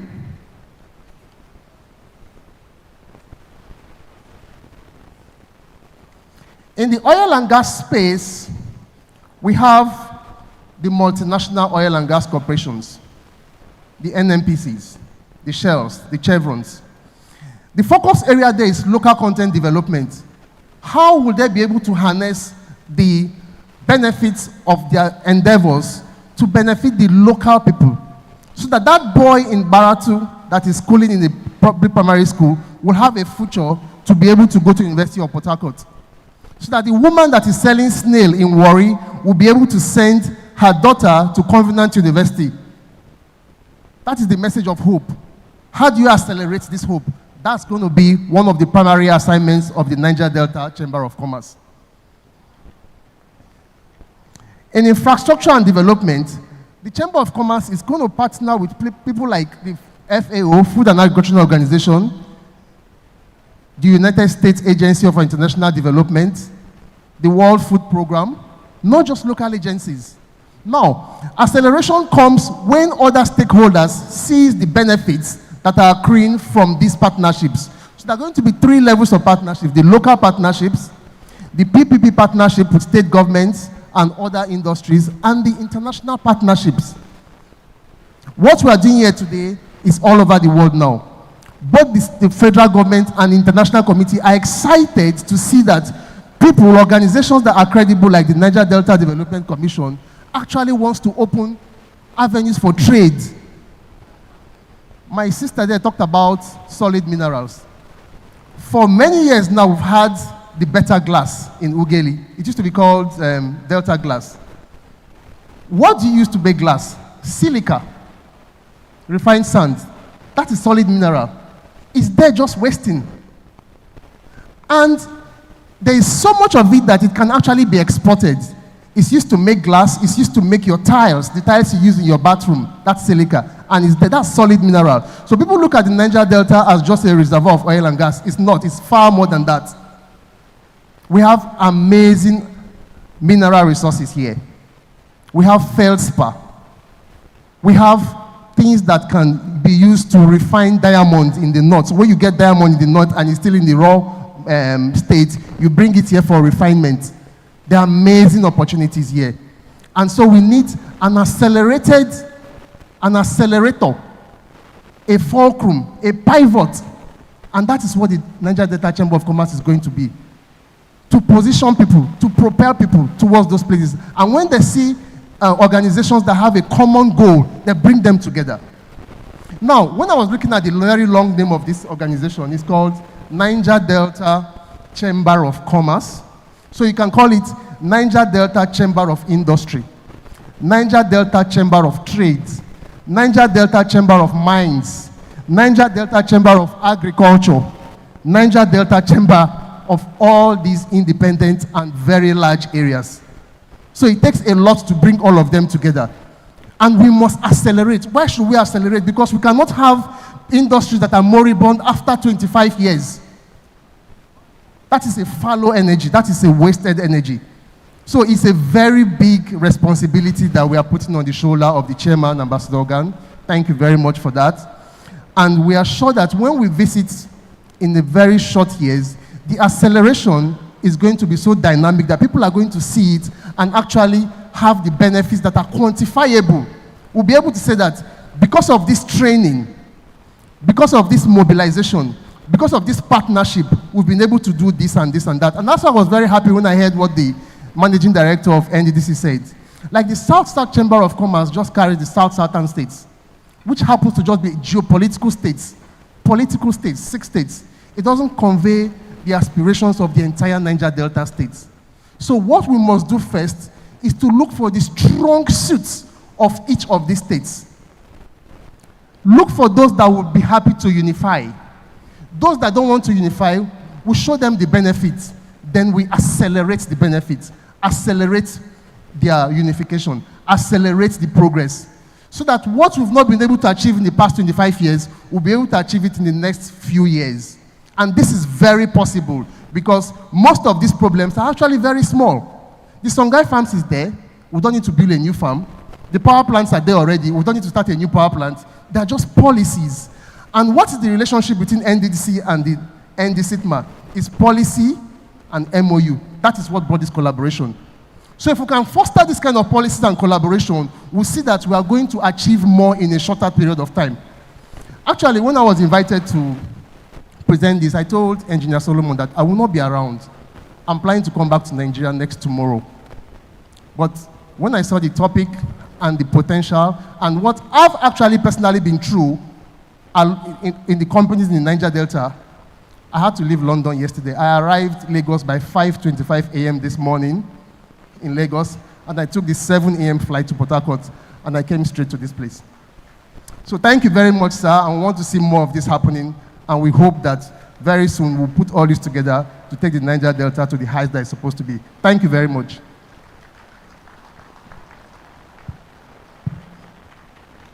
Please a round of applause for Prince Nwasa, PhD. Thank you. Thank you very much. Thank you. Finally, to make his presentation on this session, membership and the role of government in the operations of chambers of commerce. To do that is Onyebuchi Obeta, Esquire, fellow legal litigation forensic studies, Nigeria. He is the managing partner, Begras Attorneys, Abuja, with over 20 years experience in private legal practice, including litigation, recoveries, drafting, and corporate law. Distinguished ladies and gentlemen, may I yield the mic to Onyebuchi Obeta Esquire to make his presentations. Thank you.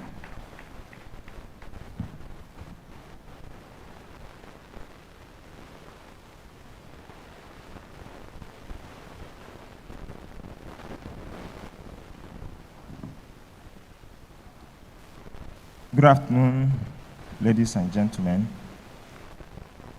Good afternoon, the Managing Director and Chief Executive of Niger Delta Development Commission.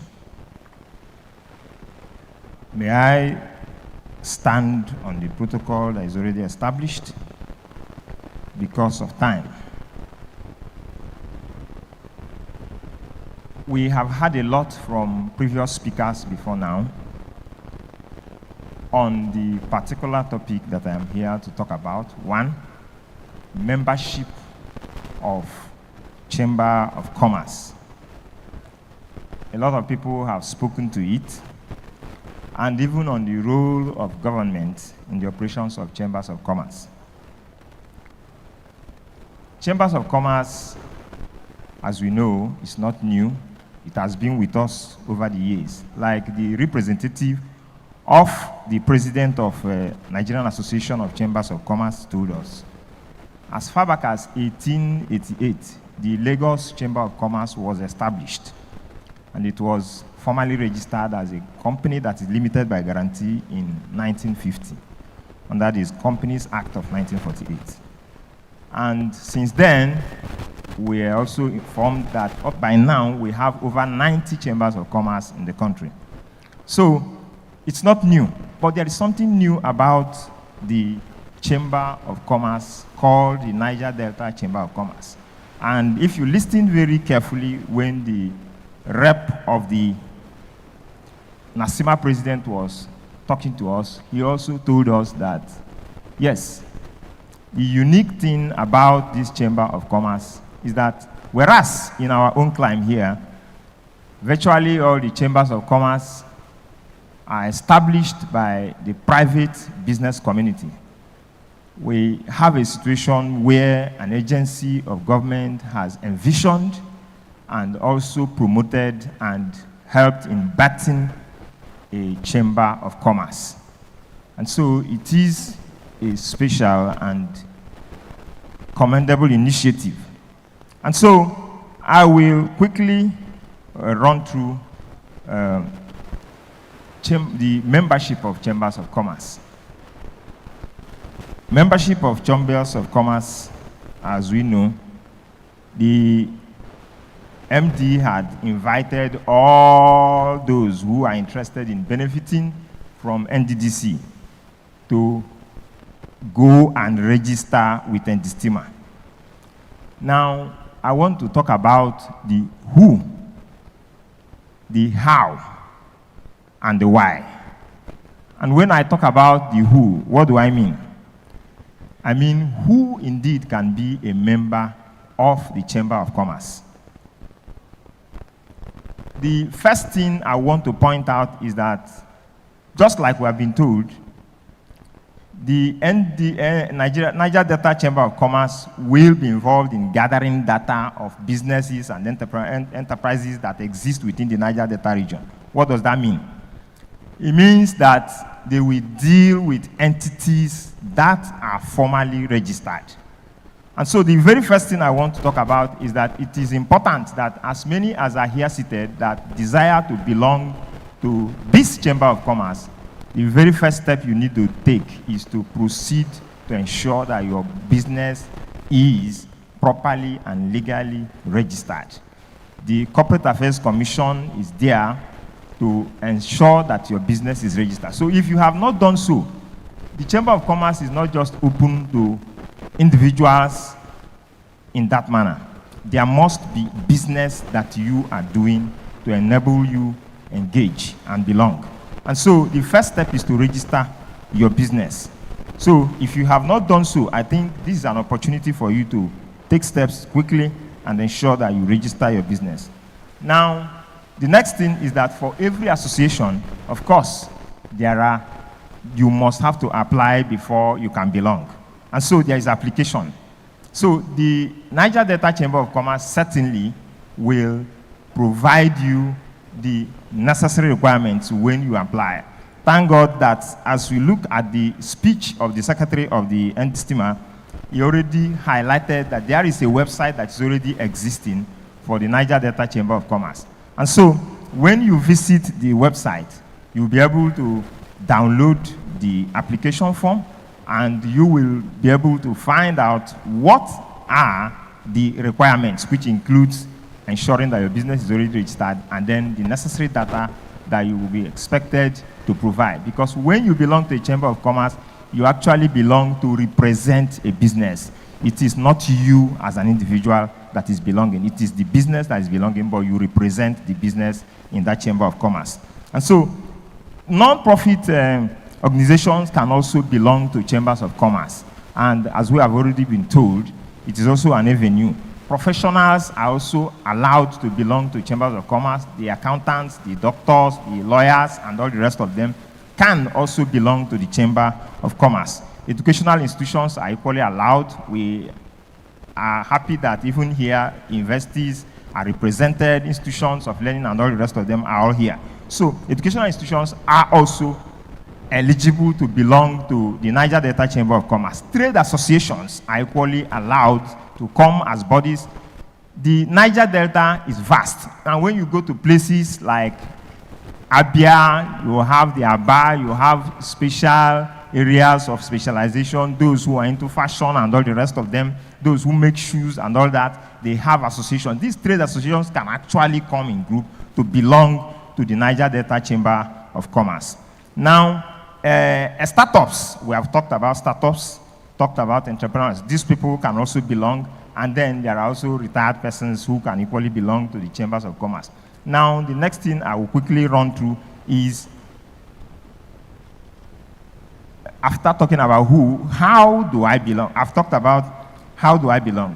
I've talked about how do I belong. I talked about who can belong. And then the next thing now is, why do I belong, or why do I need to belong? Of course, a lot of people who have spoken before me has also enumerated the various benefits of chambers of commerce. I have over 10 benefits of chambers of commerce listed in my paper. And one major thing is that associations exist for the benefit of their members. And so the Niger Delta Chamber of Commerce exists for your benefit. And so one big reason is that when you belong to the Chamber of Commerce, one, it gives your business vicinity. So you discover that your business will become visible. Number two is that it gives you a platform to market your business. The third one is that the Chamber of Commerce provides you an avenue to interact, to mingle with other business people. It provides you also, for those who are startups, it gives you opportunity to meet with those who have been there before. And so in every business, for you to succeed, you needed to know what other people who have been there passed through to enable you succeed and not make the same mistakes that some other people may have made. So there are quite a number of them, over 10 that are mentioned, which will benefit you when you belong. One other thing I want to talk about is that when you belong to the Chamber of Commerce, you stay tuned and you are ahead. So you get to know everything about your business, whether it has to do with technological development in the area or even the marketing trends and all the rest of them. So let me quickly run through the role of government in the operations of chambers of commerce. I want to specifically say that the Niger Delta Chamber of Commerce, which has been midwifed and promoted by an agency of government, is a special advantage for all those who belong, because it has drawn you closer to government. One thing that government does with chambers of commerce is that government provides the regulation. Government provides the oversight.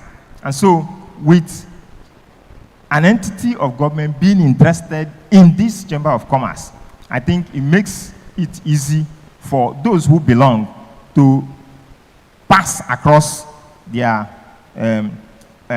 concerns and their challenges in their businesses to government. Now, the other thing is that the policies also are that of government. So chambers of commerce liaise with government in also making policies that help to ensure that businesses are prosperous. Another thing is that government also join hands with chambers of commerce in its initiatives in executing various projects. That's another role that government plays in chambers of commerce.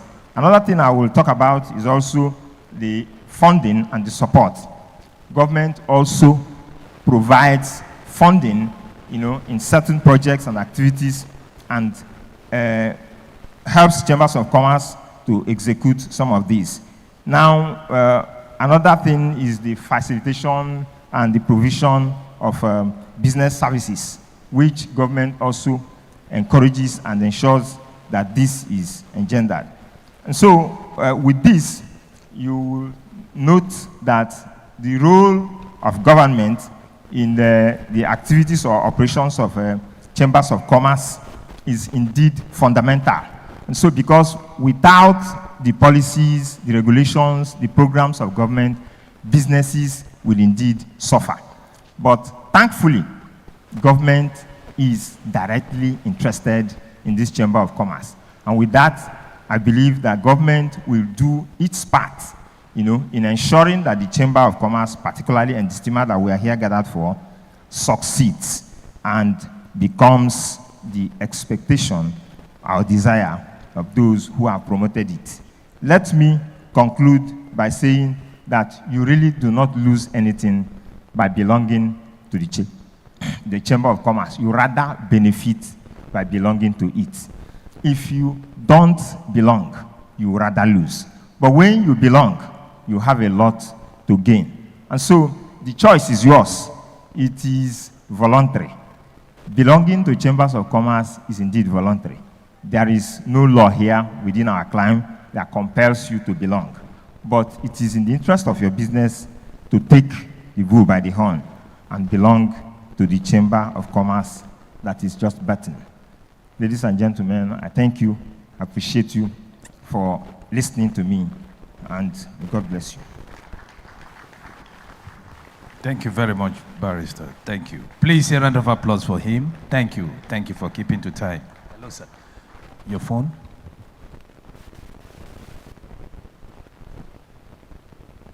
Thank you. MD distinguished ladies and gentlemen, we are gradually coming to the conclusion of this event. MD, once again, may I crave your indulgence to recognize two other members of the governing board of NDDC who joined us. Member representing Akwa Ibom State, Apostle Abasandik and Robert Nkono, we recognize you, sir. Thank you. Member representing Imo State, Dr. Chidebre Kirian Uchebo. You're welcome, sir. Thank you. Distinguished ladies and gentlemen, it's time for the interactive session. Questions and answers. It's time to react to all the presentations, your concerns, your interventions, your questions. The floor is open for that. Your contributions, please, the floor is open. We have only 20 minutes to address that. Thereafter, we go into the next session. Questions, please put your hands up if you have any questions. Your name and straight to the question. Thank you. My name is Chris Udo. I'm from the NASME group. I have two questions. One for the MD of NDDC, and the other one is for the MD of NDCCITMA. Sir, the MD of NDDC, thank you very much for the 30 billion counterpart funding.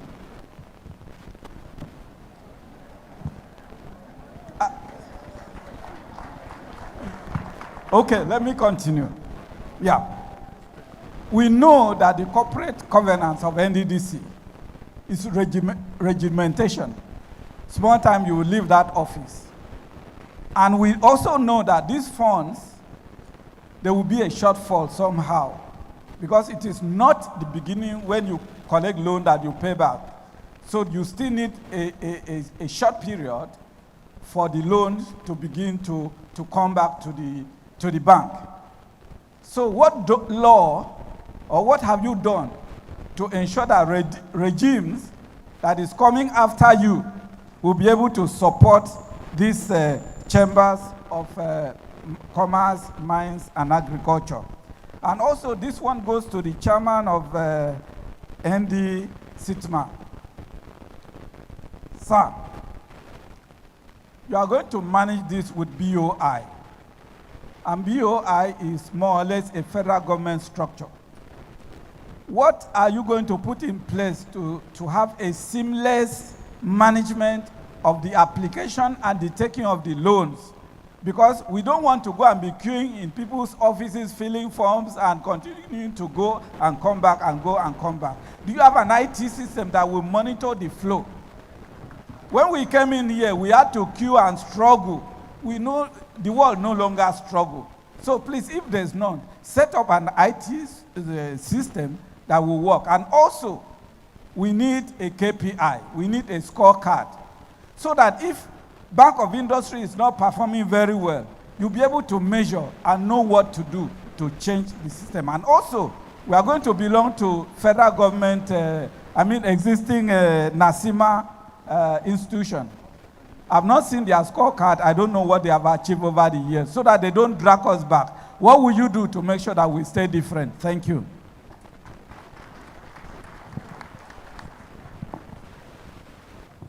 We'll take 3 questions. Okay, good afternoon, everyone. My name is Chinyere Titus Ebujo. I come from the space of an entrepreneur. So I wanted to find out, because in Nigeria, even at the creative level, everything is politics.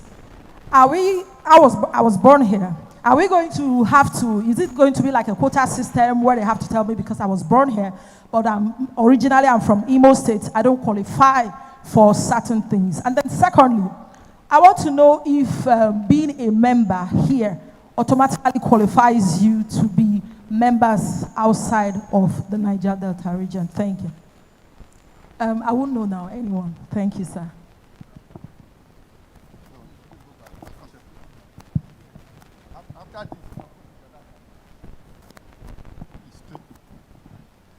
Good afternoon, everybody.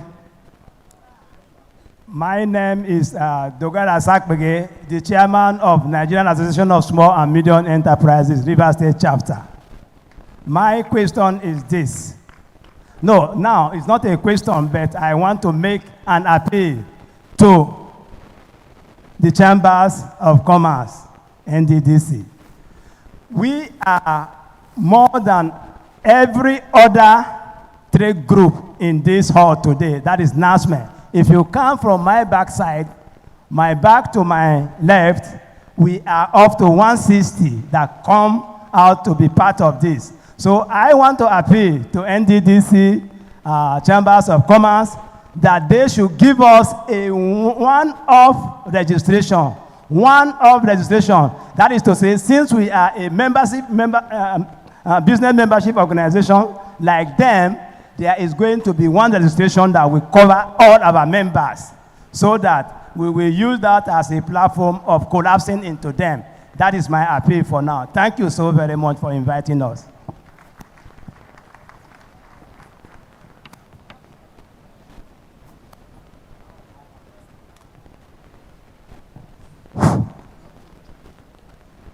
Good afternoon, everybody. I am Chief Dr. Dominic Azoku. My question is this.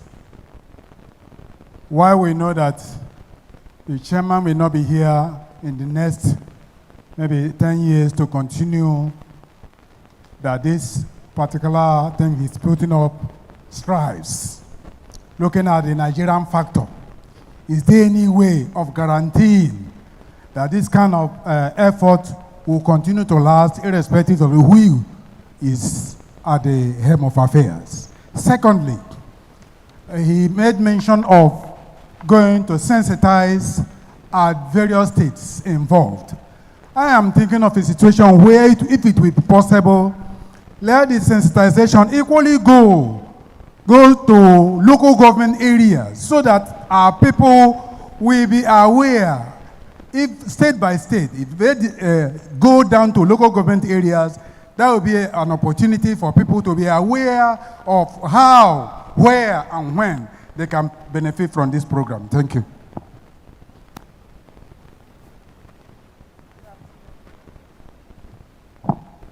Hello, good afternoon. My name is Evelyn, and I want to talk about the market women, from the market women aspects. Now, looking from the market woman aspects, most of them need facilities, as we have said. Then how will this organization get to them? Because you're talking about them applying and getting registered into these chambers of commerce. And at the same time, you're talking about them having CAC, registration papers. I think we should look into it properly, because most of we that are market persons, we don't have CACs.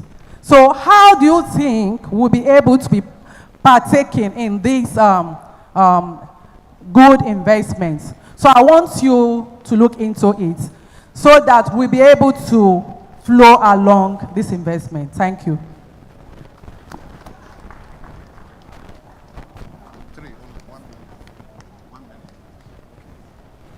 Good afternoon, everyone. My name is David Christian Ikago, and I represent Free Inner City Development Initiative. I want to appreciate the organizers of this initiative and the management of NDDC. My question is for non-governmental organizations.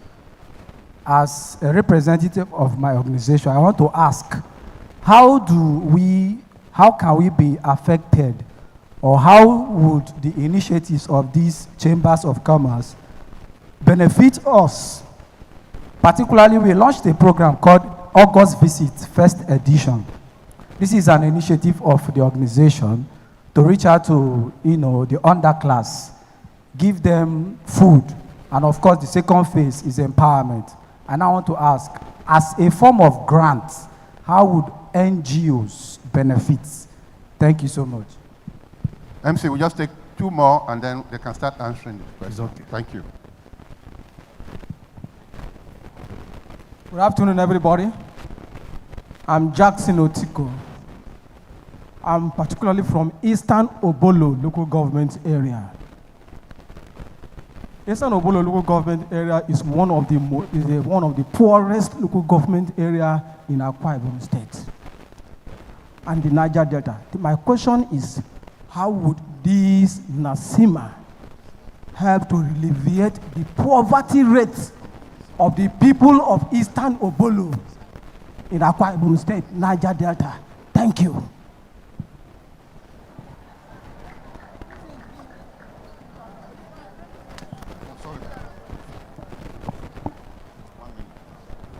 Good afternoon, organizers of this program and the MDs.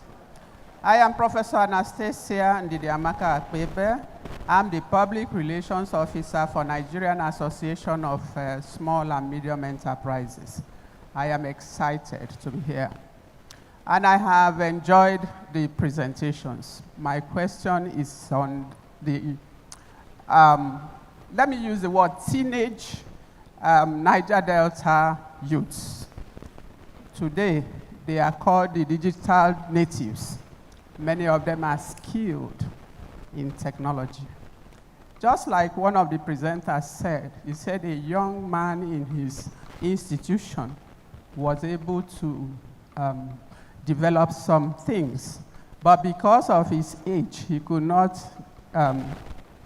join or get satisfied in some area.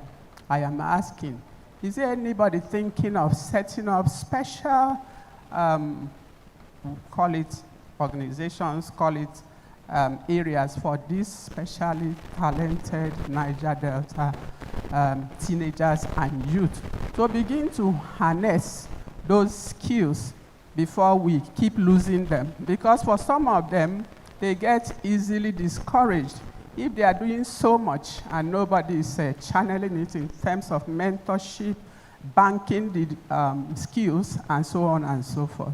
I think this is a great area we need to look at in this time and age. Last person.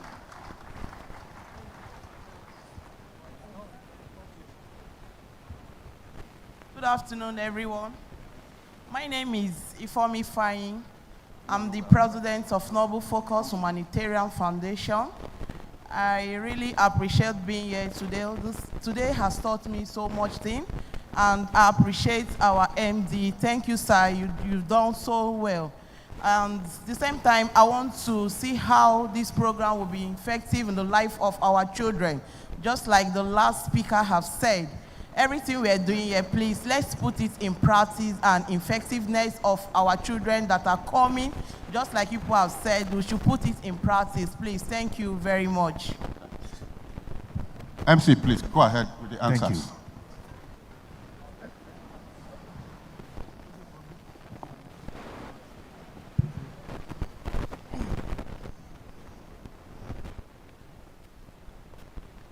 Ladies and gentlemen, I think for me, just like as I explained earlier in my speech, when we talk about sustainability, you must create the right platform.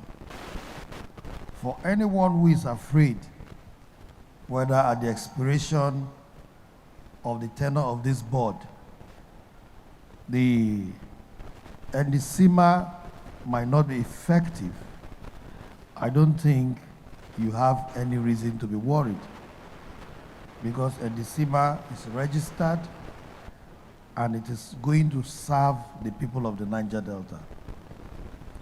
Just the way NASIMA is old, when we talk about doing things through structured arrangements, we thought this is the best approach to use.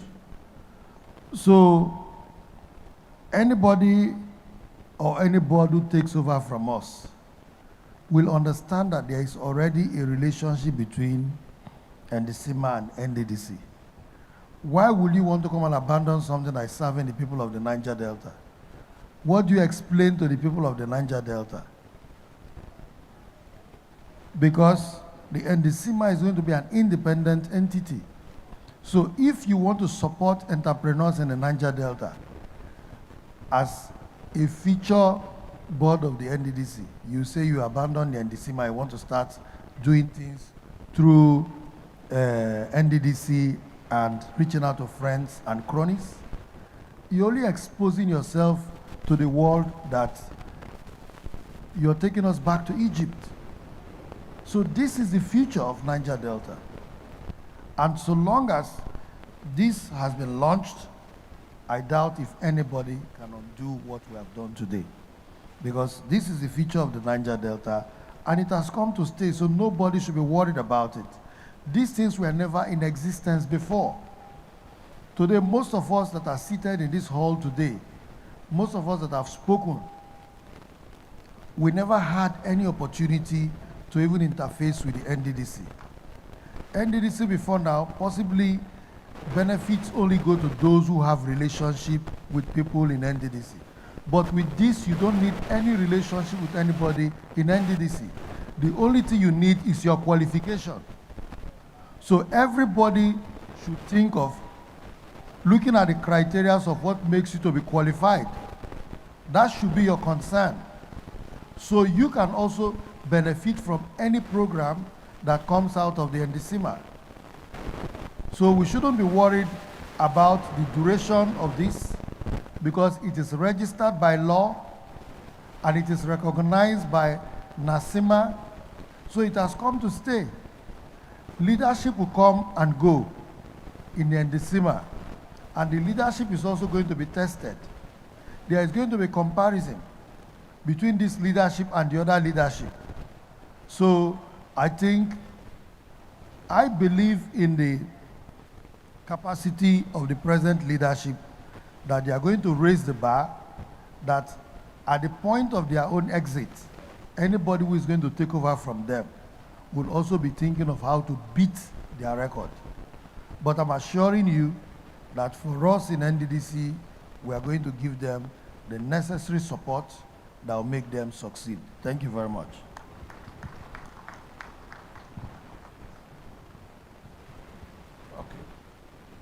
Thank you for those very incisive questions. Someone spoke about the Bank of Industry Loan. The reason why we are going to BOI is simple, and I can speak to that because I'm a non-executive director of a bank, and I have sat on the board shareholders audit committee of Access Bank for close to 20 years. We can't go to commercial banks because the interest rates will be excruciating. So BOI gives us an opportunity for low interest for our people, and also very favorable terms. When you go to a restaurant and they say a la carte, specially arranged loans for our people, given our circumstances. We are not as robust in our businesses. We are not as structured. So BOI has all of these elements in terms of putting out the loans when they come. So be rest assured, we'll try and the loans that will be given to our people will have a few of these things in mind, and they will be manageable, because gone are the days where we'll just give you a loan and you go. We'll be supporting you even before you take the loan. We will do things like business analysis, basic cash flow statement, all of those things that give you a sense of financial literacy. So somebody spoke about our existence, whether when there's a change of leadership, if the MD goes, what will happen to us? I believe in value creation. If from day one we are creating value and assisting our people in the Niger Delta the way we have said we are going to do, I believe that no matter who comes, when they see the value on ground, there will be no need to change leadership. Even if they change leadership, because of the good things that we have done, the people can testify to what we are going to do. This Chamber of Commerce, like I mentioned in my statement, will be operating from bottom to the top. So we'll be going after, we'll be bringing working capital, startup capital to the very lowest of our people. Hairdressers, fishermen, POS operators.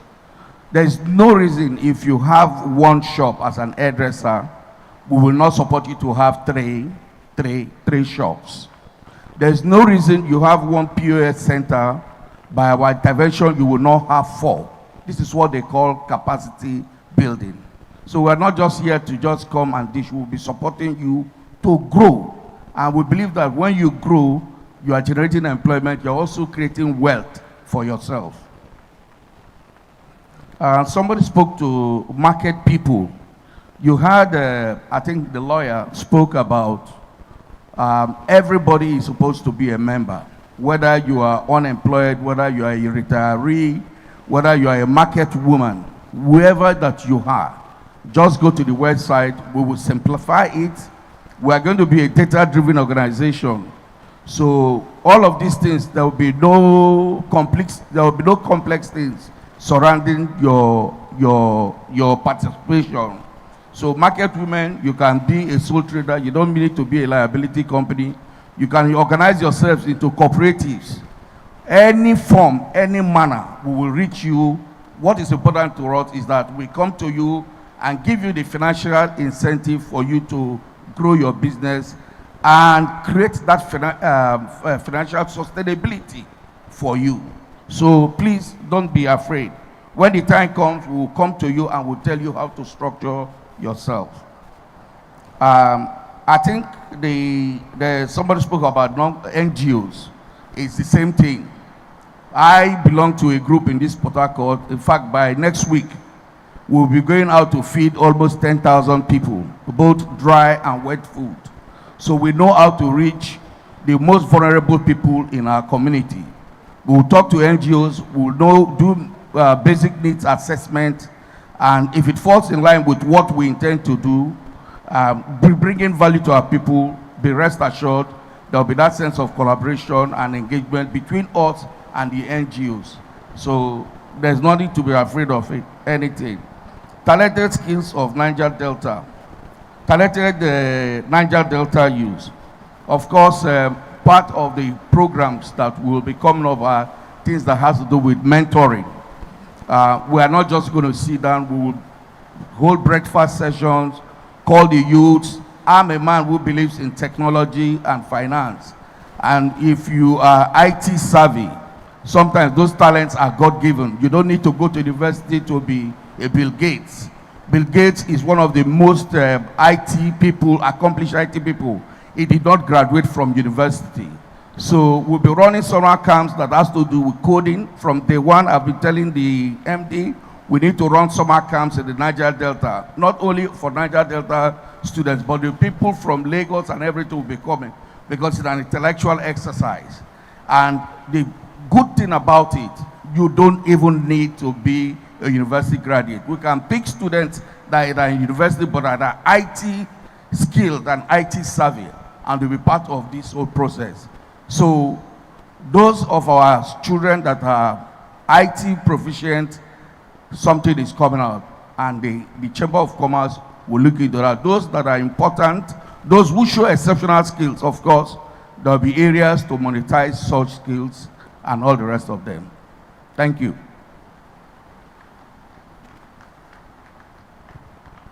Please a round of applause for the MD and the chairman of NDCCITMA. We still have one question unanswered.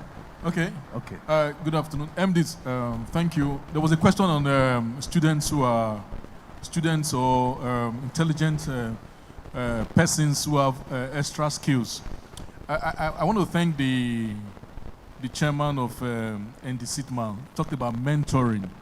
You don't just become an engineer. Once you finish school, you go through NYSC. For those who go through the route of NSC, they do what they call graduate status.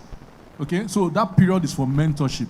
So you do at least 5 years of practicing engineering before you are registered as a current registered engineer.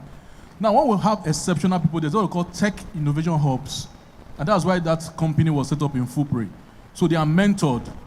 There's also Triple Helix Nigeria that is currently mentoring creative students or those who have intellectual property and value creators. So they are mentored to commercialize their products, not just jumping into the fray. So that period is for mentorship. And there are a lot of tech innovation hubs that have been set up by the federal government, and also universities. Like I started by saying that all universities are set up to what? To service what? Communities. So where they graduate from, the lecturers there, through their projects, also mentor them, okay, to take whatever projects that are innovative to the market. I hope that satisfies your question, ma'am. Thank you. And also consult for Koren. So if we have such kind of people, please reach out to NDCCITMA. If reach out to NDCCITMA, they will grow a league of mentors that can accommodate such kind of value creators. Thank you. Thank you very much. Please a round of applause for ourselves. Thank you. We want to go into the next round of questions, reactions, interventions.